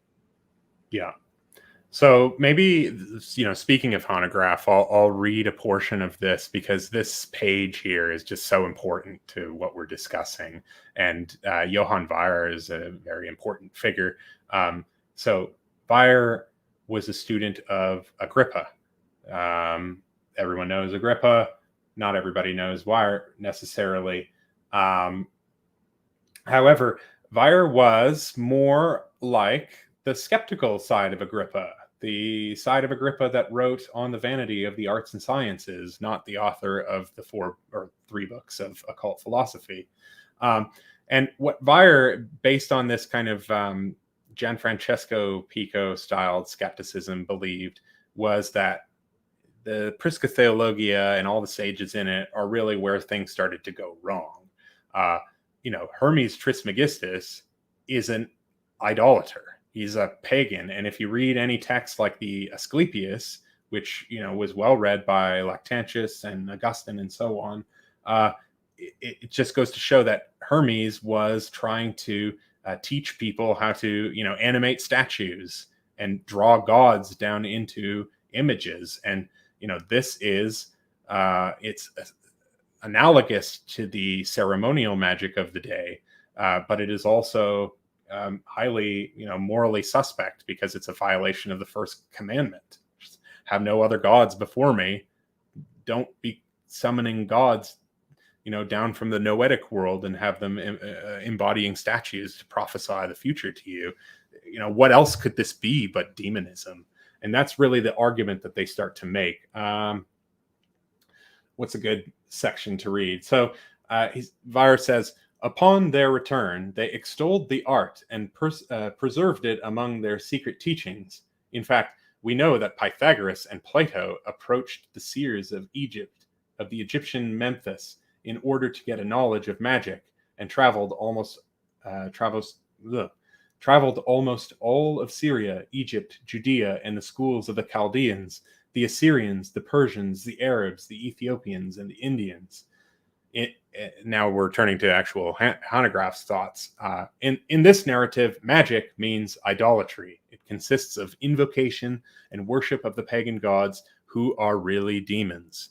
Now, for this, all you need to do is read Augustine's City of God, where all of this, that's one of the most popular books ever, period.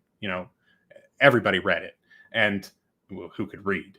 And in it, there are extensive sections about how the gods of the pagans are simply just demons, because there's only one God. And so if there are other spirits, which he does not deny, then they must be lesser spirits, which means in the hierarchy of Platonism, they are daimones. They are they're, above heroes, above humans for sure, but they're below the gods and below, the one for sure. So I just wanted to highlight the importance of how, in the 16th century, people start to take a much more skeptical approach and a much more puritanical approach to this idea of Prisca Theologia. They think, we need to separate the wheat from the chaff. All of this Platonic stuff, all of these pagan things, they're too closely related with idolatry and demonism. And look, even Socrates has a daimon. Like, this guy has a demon following him around, and everybody knows it. And so much of these traditions has to do with coming in contact with that demon and becoming in conversation with it. What is this stuff? That is not Christian. So a lot of that stuff that had been more widely accepted in the late Middle Ages and in the Renaissance, early Renaissance, it eventually gets rejected by the Protestant Reformation. And so here you see the kinds of works that Weyer is defaming or decrying. He says Julian the Apostate, Roger Bacon, Peter d'Abano, Albertus Magnus. I assume that's the Speculum Astronomiae, which was not actually written by Albertus Magnus. Arnold of Villanova, who had all kinds of prophecies about when Christianity would end based on Abu Mashar's astrological predictions. Pico has a lot to say about this in his Against the Divinatory Astrologers. And then Picatrix makes a makes a mention, which is, he thinks Picatrix is the name of the author. That's a tradition that goes way back. Cecco who's also decried by Ficino. So these are figures that are very famous in the history of esotericism and magic, and they are explicitly decried against by the Protestants. Right, and it's important. Cecco was actually burned for necromancy. He's one of the few actual people we have from history who's actually burned for criminal necromancy. And also, this is the period where what's going to happen, and this is, I think, important as well, is that the Protestants are also going to depopulate the heavens. They're going to basically say the planets aren't really intelligent beings. There aren't all these creatures living in the sky in the sublunar world. They're going to reject a lot of the intellectual machinery in which that was used to populate the heavens with the demons, because the demons lived in the heavens according to the medieval people. And they're just going to say, no, that stuff is in hell. Like they're just not roaming around like that. The sky is not populated with these kinds of creatures. The Protestants greatly depopulate it. And so by not only making all this stuff just straightforwardly evil, but also by depopulating the universe of a lot of these creatures, it makes it either straightforwardly evil or just nonsense. And that's a big part of what Johann Weyer does, which on the one hand, you can paint him as sort of the anti-esotericist, but what's really important also to understand about Johann Weyer is that he's also one of the main critics of the witch trials. He's also going to be arguing that these women aren't in contact with demons because these beings just aren't there. That's not how this works. And these women are also mentally ill or melancholics. Or simple. And so I think Weyer's a really interesting character in this, in that he's sort of an inside-out character in terms of the history of esotericism, where he knows it so well, and at the same time he's in some ways undoing, certainly closing the door in many ways on medieval grimoire necromantic world, but still leaving the door open for the possibility of a much more Renaissance style Agrippa infused, more Ficino friendly kind of esotericism. Yeah. So he's an interesting hinge character that doesn't get, I think, his day in the sun in a lot of the conversations. Agrippa gets all the, yes, Agrippa gets all the show. But one side of Agrippa often. Yeah, and there's really only one side. No one reads the In Vanitate, which is his actual mature position, probably. Mm-hmm. But yeah, I think that Weyer is such an important character, and De Prestigiis just doesn't get its day in the sun in the way that I think that it's such a crucially important part of this whole story, and with the witch trials and everything else. Again, I can make an episode on Johann Weyer and no one will watch it. But I can pump out. I would watch it. You Dan Attrell would watch it. I can pump out Agrippa stuff all day long, and it's just sort of unfortunate that a certain interpretation of Agrippa gets all of the credit, where I think that unfortunately it's a lopsided history. Yeah, I think with all things we can blame the 19th century occultists and so forth for that kind Francis of weird... Barrett. Yeah, exactly. Yep. Although, interesting thing about Francis Barrett, so I posted a little blurb or a video with an extract from Francis Barrett's text in it, and people were saying like, hey, didn't Francis Barrett like plagiarize extensive parts of Agrippa? And I said, yeah, well, yes, but in his mind, Francis Barrett, he actually has a note at the end of his book that is about how impossible it is to get a hold of Agrippa's works, and how he's extracted huge portions of it and transferred them into his own work so that people can actually read and access these works.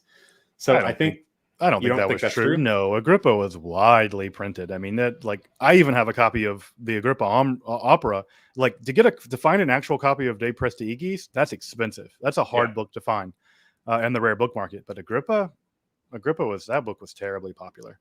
Yeah, I mean that's what he says, right? So I think he's covering his tuchus. Agrippa was. Any library had a copy of the three books. It was incredibly popular. I mean, it was popular because of how scandalous it was. Yeah. but it was well known. Okay.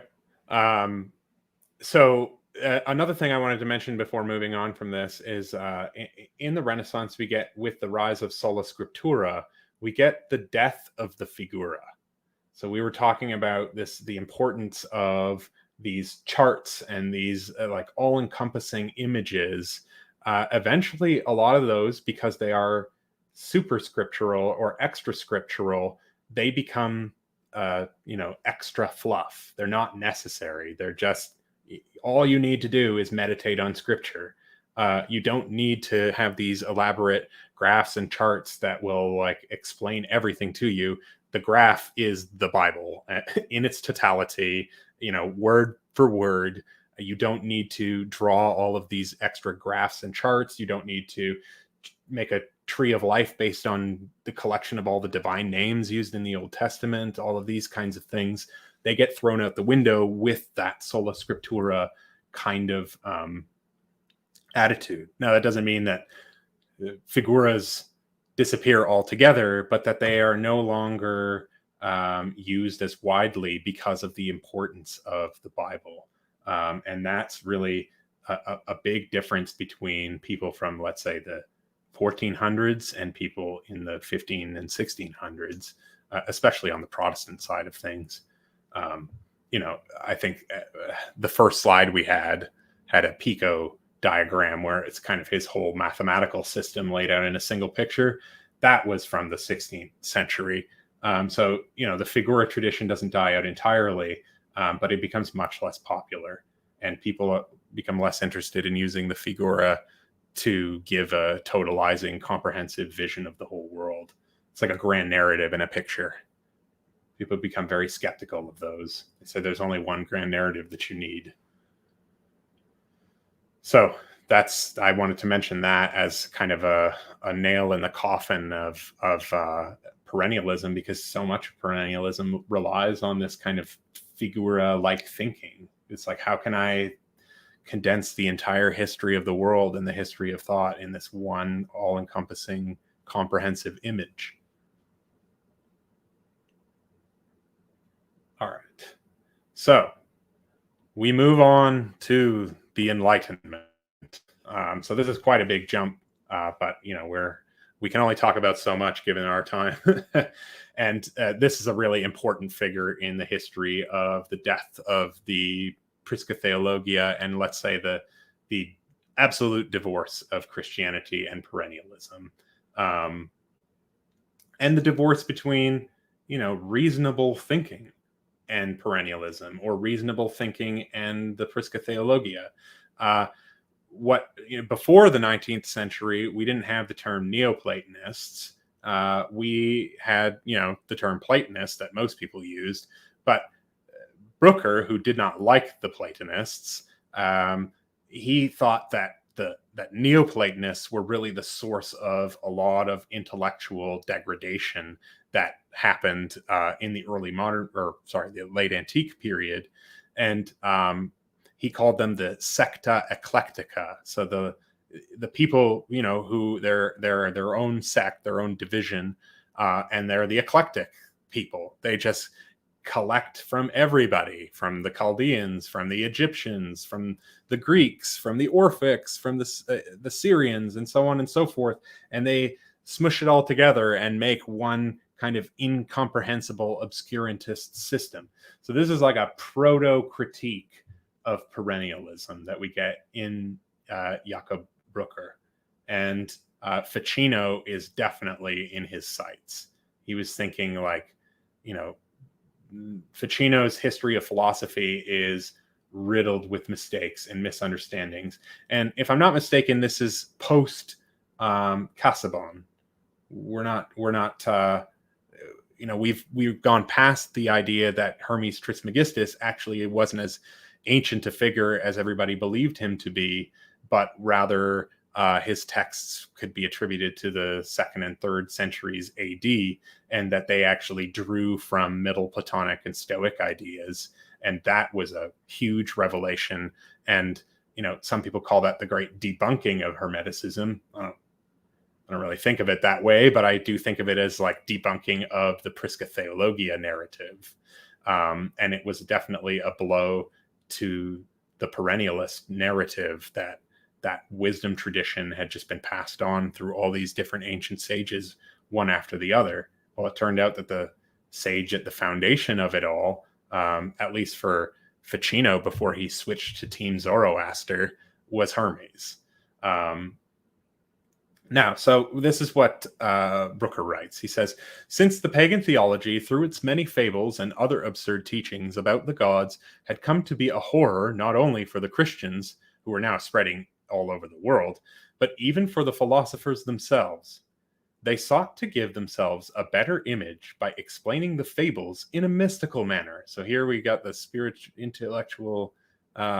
the intellectus spiritualis, the spiritual intellect, or interpretation or understanding, and thereby freed themselves from the accusation of absurdity.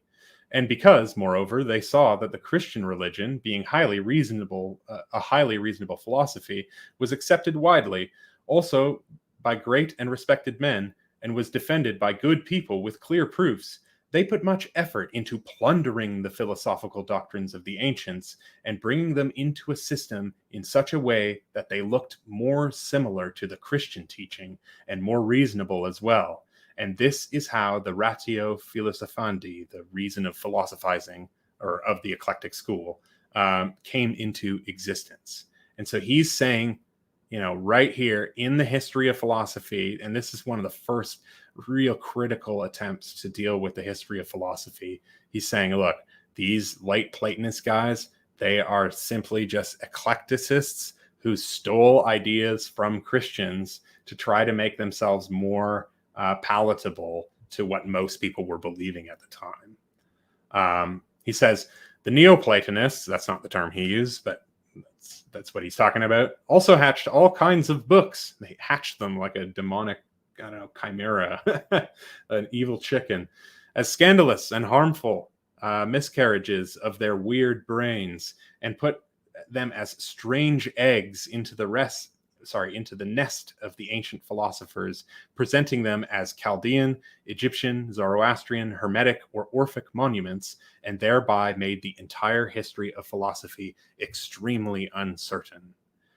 He goes on, for because they were of the opinions that the ancient Hebrew, Chaldean, Egyptian, Orphic, Pythagorean, and Platonic philosophy was essentially one and the same thing, and that it all emanated from the ancient divine philosophy, they concluded that everything in it had to be in harmony with the Christian religion, and as a result, they attempted to reconcile these teachings, perverted and wrong anyways, and packed together from all kinds of fraudulent texts, with the Christian religion. So now we are in full swing of the Enlightenment criticism of perennialism. It is this kind of eclectic goop. It is the new age of Brucker's time. It starts with Neoplatonism, and that's really his axe to grind is against this mystical philosophy. For him, philosophy is reasonable, rational. It's this, white-robed Aristotle standing among columns and teaching his students. It's not these mysterious secrets that are passed on, in the mysteries. It's not that kind of thing anymore. It's about thinking clearly and thinking logically. And to Brucker, the Prisca Theologia and Perennialism stood in the way of a correct understanding. And it's interesting, Dan, folks, if you've never read this Brucker History of Philosophy, it's really worth taking a look at for a kind of a Foucauldian analysis of how what is constitutive of philosophy actually developed over time. So, it's interesting watching, if you read Brucker in the first edition, he does mention some of this stuff, but he still actually tells the rough outlines of the doctrines of the Neo-Pythagoreans, what we would call now. As he goes through the various editions, he becomes increasingly hostile to them until in the mature editions, he just basically very briefly summarizes them and just mostly polemicizes against it. And by the time it's translated into English in the 18th century, it's those later editions, both into English and into German, It's those later editions that are translated, and by the 18th century, basically that entire stuff falls out, especially in the Anglophone world in the history of philosophy. So that if you even go to like the Copleston 10-volume history of philosophy, which is my favorite, it is shocking how little Ficino or Pico or even Damascus or Proclus or these guys, they get just a few pages. But, you know, I don't know, someone like Pascal will get 50 pages. A relatively obscure philosopher, actually, Pascal. But again, it's what's going to count as philosophy. And this is where Hanegraaff has his axe to grind when he talks about esotericism as rejected knowledge. And for him, this is ground zero. This is where the rejection, we are all downstream of the rejection of this guy, basically. And this is where, for Hanegraaff, and I have some concerns about how this move is a totalizing move, but this is where, for Hanegraaff, the rejection in this history of philosophy, basically, insofar as almost all other histories of philosophies are downstream of it, that rejection creates Western esotericism, as we would now recognize it as Western esotericism. That's Hanegraaff's kind of his big point. I'm not sure I buy all of that, but it is a formidable position, and it certainly is explanatory of a lot of what we would now call Western esotericism. And to Dan's point, this is also part of the anti-perennial push on the later end of the logic of Protestantism. Yeah, and what we see here is really the foundations of Enlightenment hard-nosedness, if you will. Just this is the kind of hardness that the later perennialists will rage against or be a reaction to. And this is what we talked about yesterday, about the kind of pendulous nature of the perennial tradition, where it's kind of locked within its own polemics in this kind of back and forth, perennialism is real, perennialism is not real pendulum, and it doesn't really get outside of that very much. Right, because I think most of the perennialists don't do historiography of perennialism, so we're always captive to logics we don't see. Right. So, and I mean, because the fundamental principle of perennialism is that it's ahistorical. right. It is beyond the ravishes of history. There are eternal truths that are, atemporal, and it's not anachronistic to speak of them because they exist up somewhere in the realm of ideas, in this kind of Platonic noetic space, Akashic records, if you will. Yeah. Wherever you want to put them, you can always kick the can further to the east, or to outer space aliens. Now they kick the can. Well, interdimensional beings now. So you can always when historiography catches up with you, you just kick the can into a different dimension. Yeah, you got a different spiritual interpretation. Right. All right, so maybe next slide. So I see I'm missing one. Who's there? I'm trying to remember who's the one missing in the picture. Let's see. It's Crowley. Haha. Haha. All right. Well, Crowley was supposed to be there. He didn't make it in the file transfer. God, he would be so angry. Yeah. So this is what I call the slide, the revenge of rejected knowledge. And this is really about 19th and 20th century occultism, esotericism, perennialism. And there are many figures here, just to name them. I won't get into all of them. We definitely don't have enough time to deal with all of these people. But, you can go and read individually the works of any of these people and find what they have is a kind of hardline rejection of, first off, the Enlightenment principles, the kind of rationalism of the Enlightenment as being, unspiritual, unmystical, spiritually dead, essentially.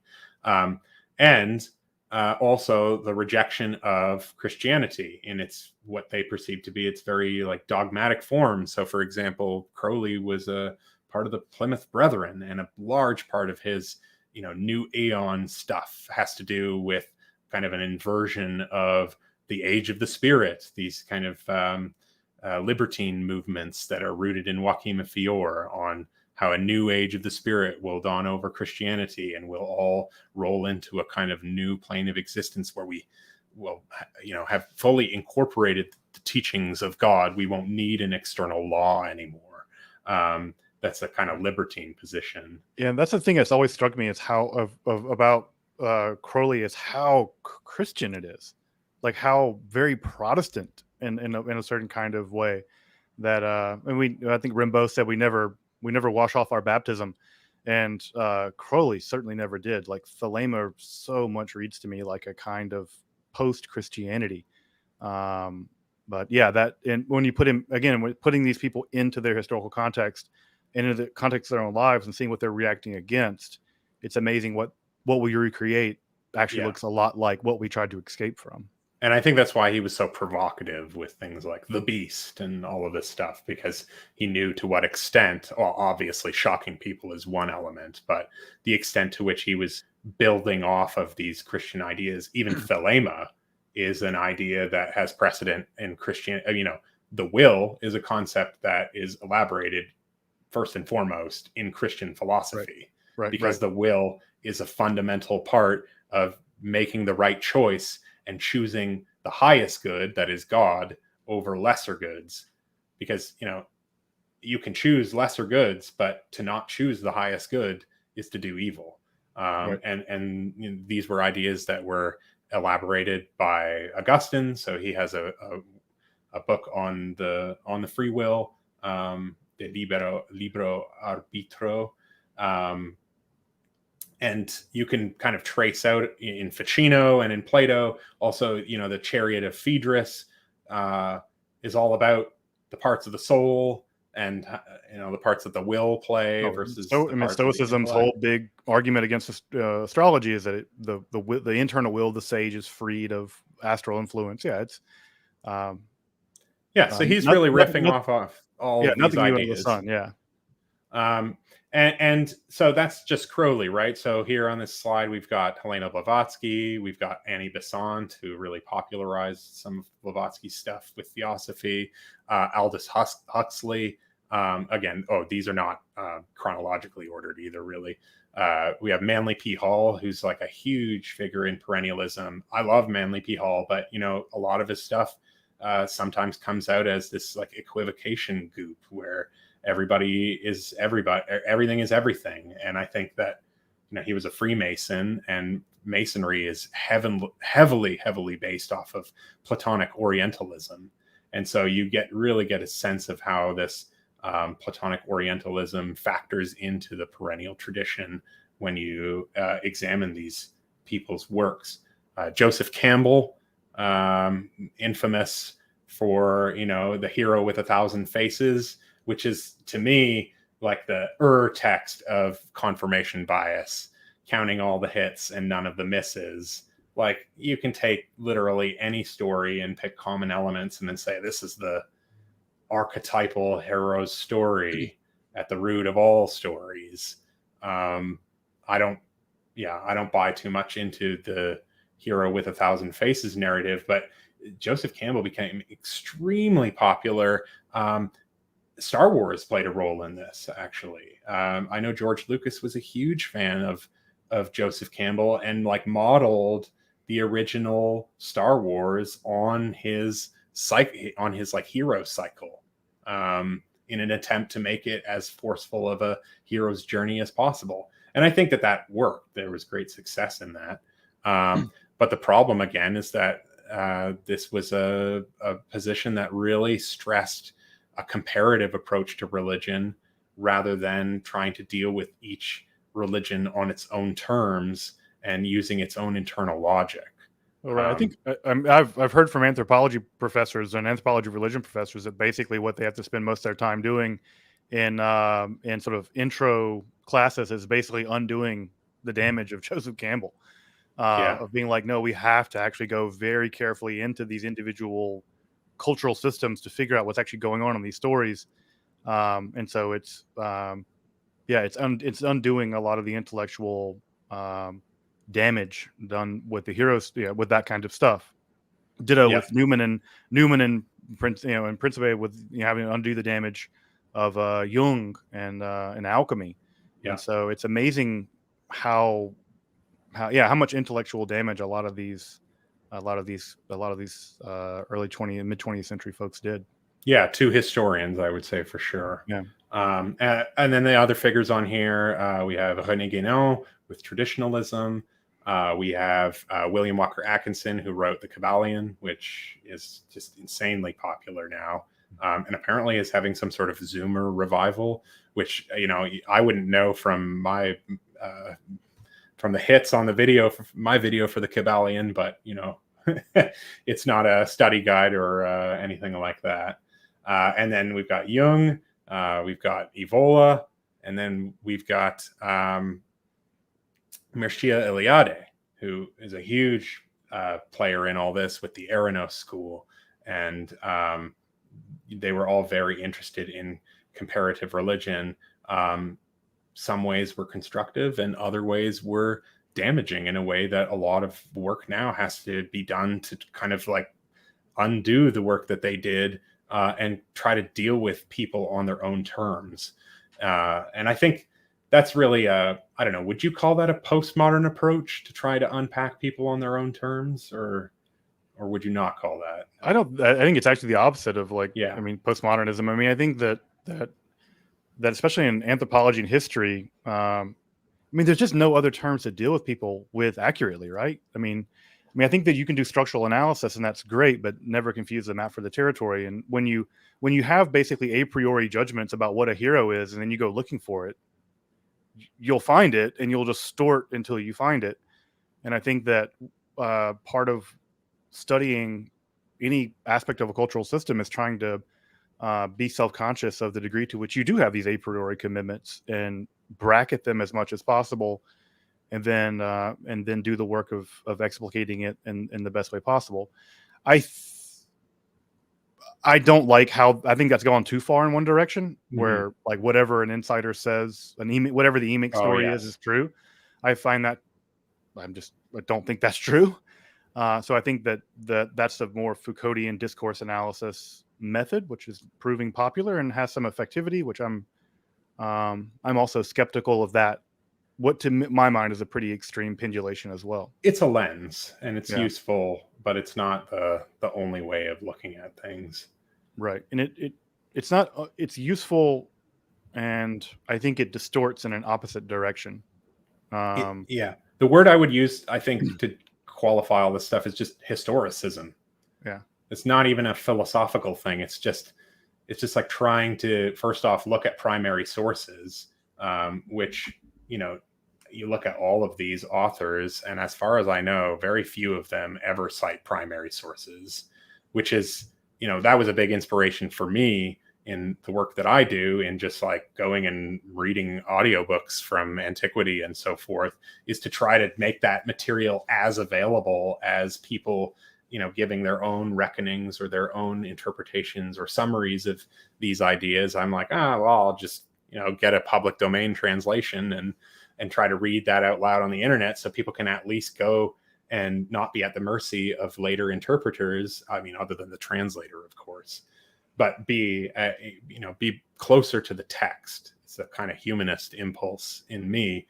And, you know, that way you don't have to polemicize. You don't have to attack these people. You don't need to even really deal with their ideas head on necessarily. All you need to do is just go to the sources that they were ostensibly working with.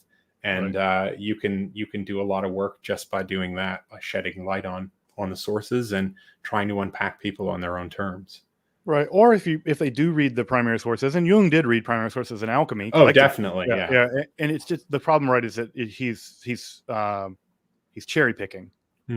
Right. He has an idea of what the alchemists are doing. They're inventing Jungian psychology, and he goes looking for it. And again, it's confirmation bias. And the truth of the matter is, alchemy was never a unified practice, never a unified theory, even from alchemist to alchemist. And so the idea that they're all doing one thing, that's just not.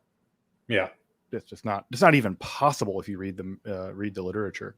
Yeah, there's so many incommensurabilities in the, like, what symbol refers to what element is not even consistent across like from one century to another. right, what mercury means. I Yeah, mean, what is lead? What is sulfur? What is salt? They're not right, the same. It's not right. sodium. It's not PB. It's not. Yeah, because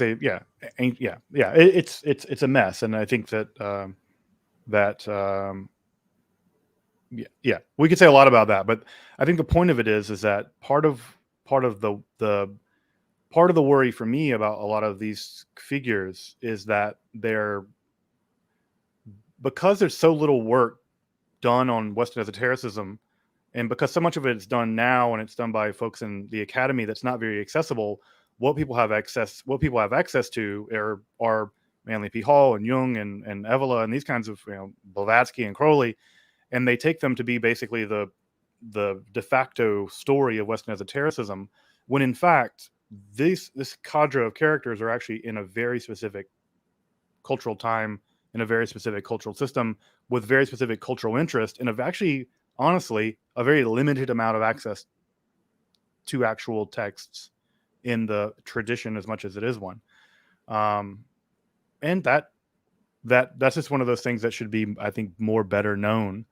And it's not that we should throw the baby out with the bathwater and say there's nothing to be learned from Jung and Crowley or whatever. I've read a lot of these people.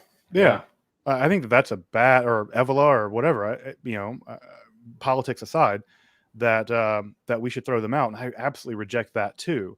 It's just they need to be historicized, and their ideas need to be historicized. And that's not to say that Jung's not had an enormous impact on psychology, and that his psychologization of alchemy wasn't impactful. It was, but it came at a price.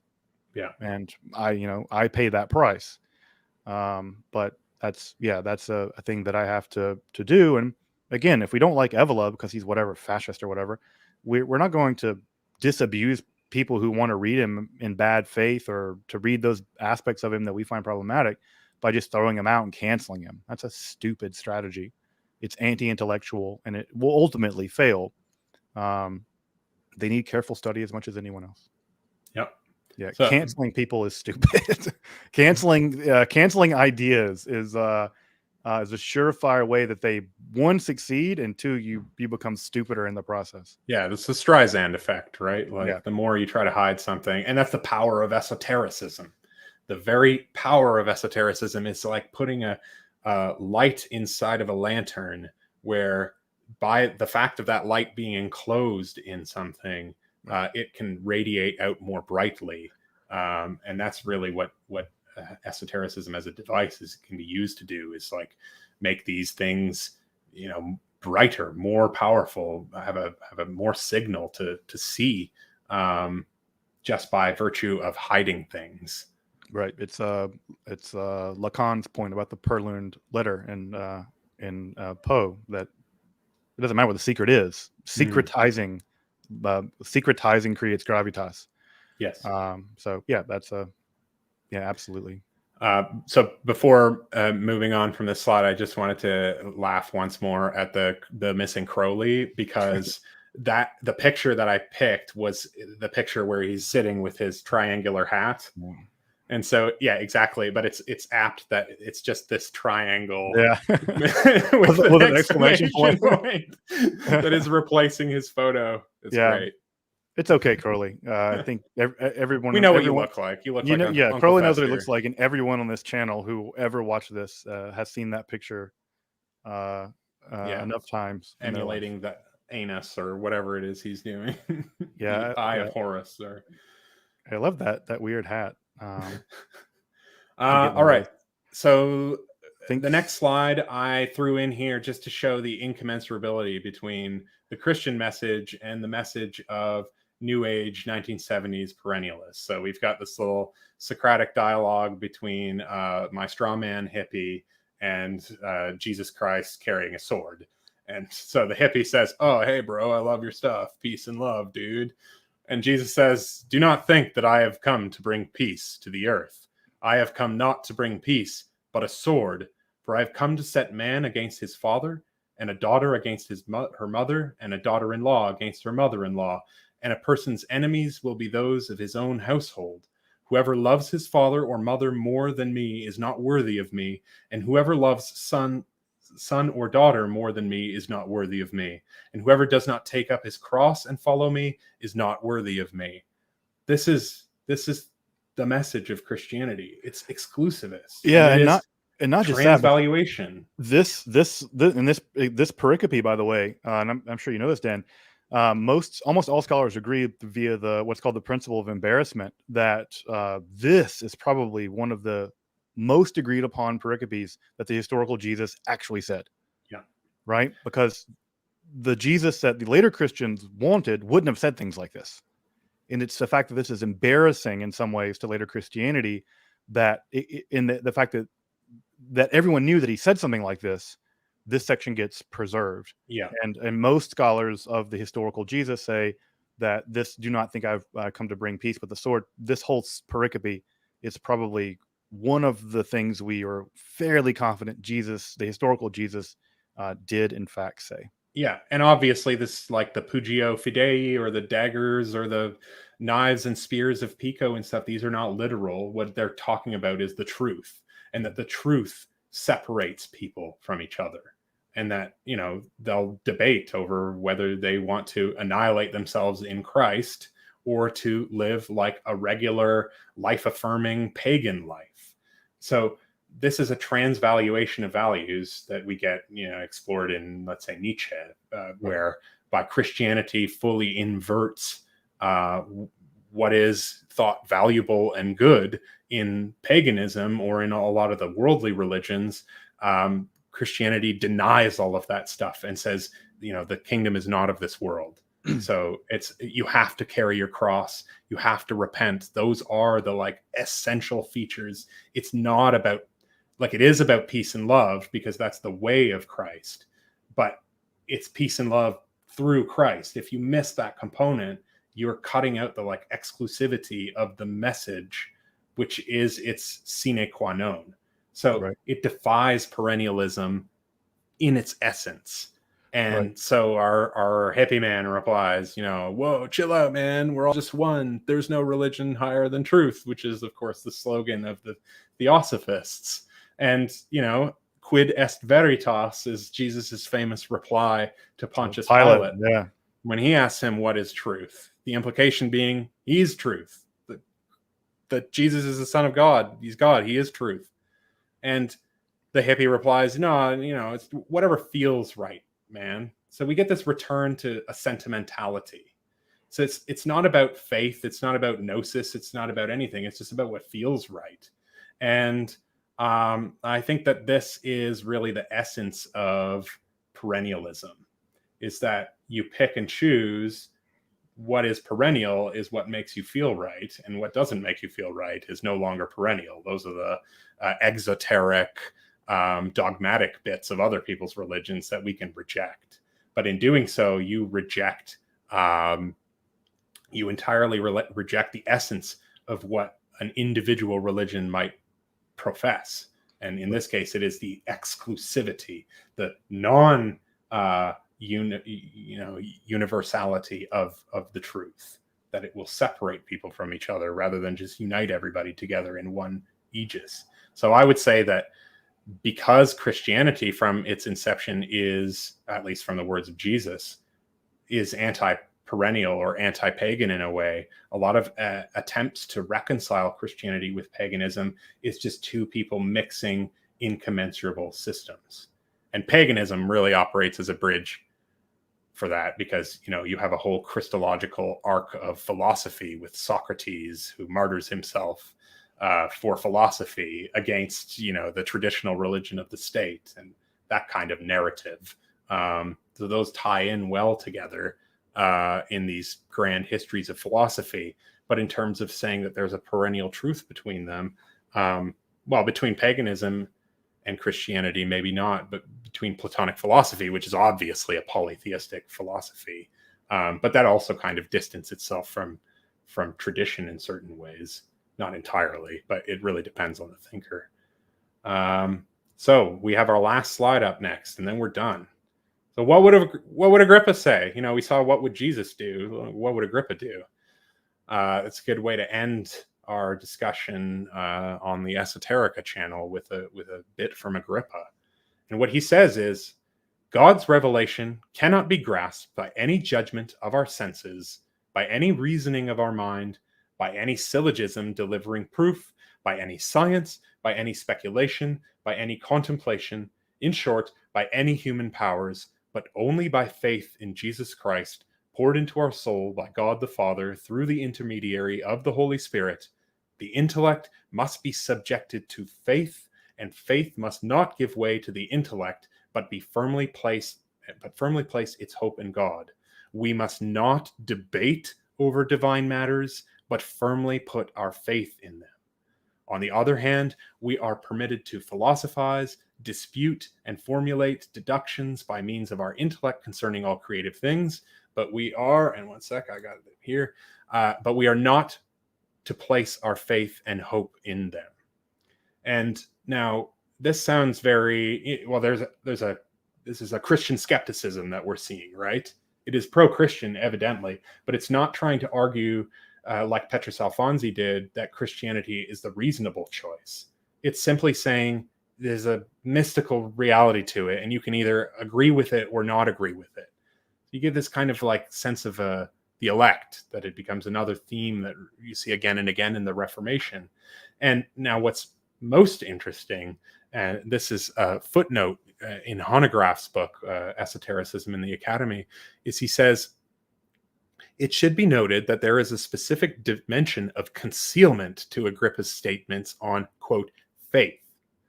Although he would seem to be defending a kind of biblicalism similar to Savonarola and Gianfrancesco Pico, that's Pico della Mirandola's skeptical nephew, he was actually referring to Hermetic doctrines of gnosis strongly influenced by Ludovico Lazzarelli. And now, if you want to learn more about Ludovico Lazzarelli, just go watch Justin's video on the Crater Hermetis, I think was the video that you made. Or did you just do it on Ludovico himself? No, I did it on the Ludovico, the Crater Hermetis, and Mercurio, the guy so crazy that people didn't think he really existed. Yes.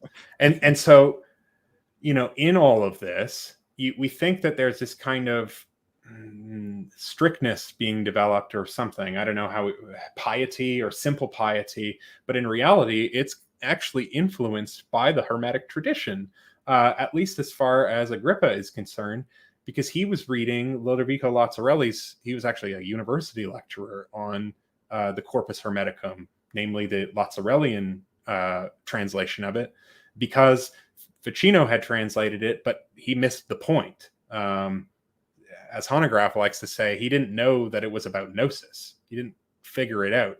And Ludovico Lazzarelli was the first to really translate the Corpus Hermeticum and be like, this is about gnosis.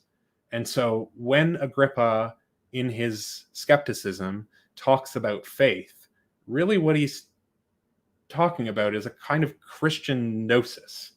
And he's saying, you know it or you don't. And it's not worth debating over, because it's not something that you can prove logically, like all of these medieval debaters, these, Raymond Lulls and these Dominican polemicists were trying to do all this stuff by reason. And he's saying it's a mystical illumination. You either have it or you don't. And there's no sense in fighting over it or debating or arguing over it. And I think that is really an approach that I would suggest. I think is healthy, is to deal with all of these traditions on their own terms, with their own internal logics. And if you believe a certain religion, well, that's fine. I mean, nobody can tell me that the things that I've seen are not real, and I can't tell other people that the things that they've seen are not real. And so we just have to walk in faith and walk in what we know to be true. And it's not something that we need to necessarily debate. Debating is usually a tactic to try to either signal your own good faith to the cause, or to confute or confound or silence your opponents. And why do you need to silence your opponents if you have a strong faith? It shouldn't be required. And that's kind of where I wanted to leave off for our discussion, was that this was the solution that people decided worked for perennialism and for all of these issues about, what were the philosophical doctrines that fed into Christianity. They're just not worth debating over in the way that people in the 1400s love debating about them. Rather, they are simply to be accepted and or not accepted. And it's a matter of faith. Yeah, I think that's it's interesting that Agrippa ends there, and that's also, a century later where Spinoza is also going to pick up and basically make the argument that because it is a matter of faith and not knowing, one can believe and not know, that the state can't intervene. Mhm. That's the move that Spinoza makes, that the state can't also know, and therefore intervention into one's private religious beliefs is always wrong, as long as your beliefs don't go against the state. So yeah, I think it's interesting that we end on a note of like toleration, right? Yeah. And where, like, because that's all you can get, right? You the most you can get out of the deal is toleration, because Can you go can't back to the prove first slide while you talk about toleration? the very first one. The very first one, which is the image is called tolerance. Right. Yeah, I mean, the most you can hope to get is tolerance. And I think what's interesting about perennialism, and then sort of as an adjunct traditionalism, is how that's the one value that typically gets thrown out. Yeah. Like that is an interest. I mean, it's just one of these interesting kinds of things that and again, why does it get tossed aside often? I think because of the inner logic of perennialism as a kind of imperialism. And how venomous debate becomes. Yeah. Which is why you get pictures like this, I think from the 17th century, based on this guy's haircut, or 18th century even. This picture of Minerva, the goddess of wisdom, standing among all of these people who are clearly from different religious traditions. So you have a friar arguing with some Protestants, arguing with a guy with a turban, so presumably a Muslim, but they're tolerating each other, and so they're basking in the wisdom and light of Minerva, because instead of forcibly converting one another, which is unbiblical, or killing each other, which is unbiblical, they can shine in the light of wisdom by avoiding these things.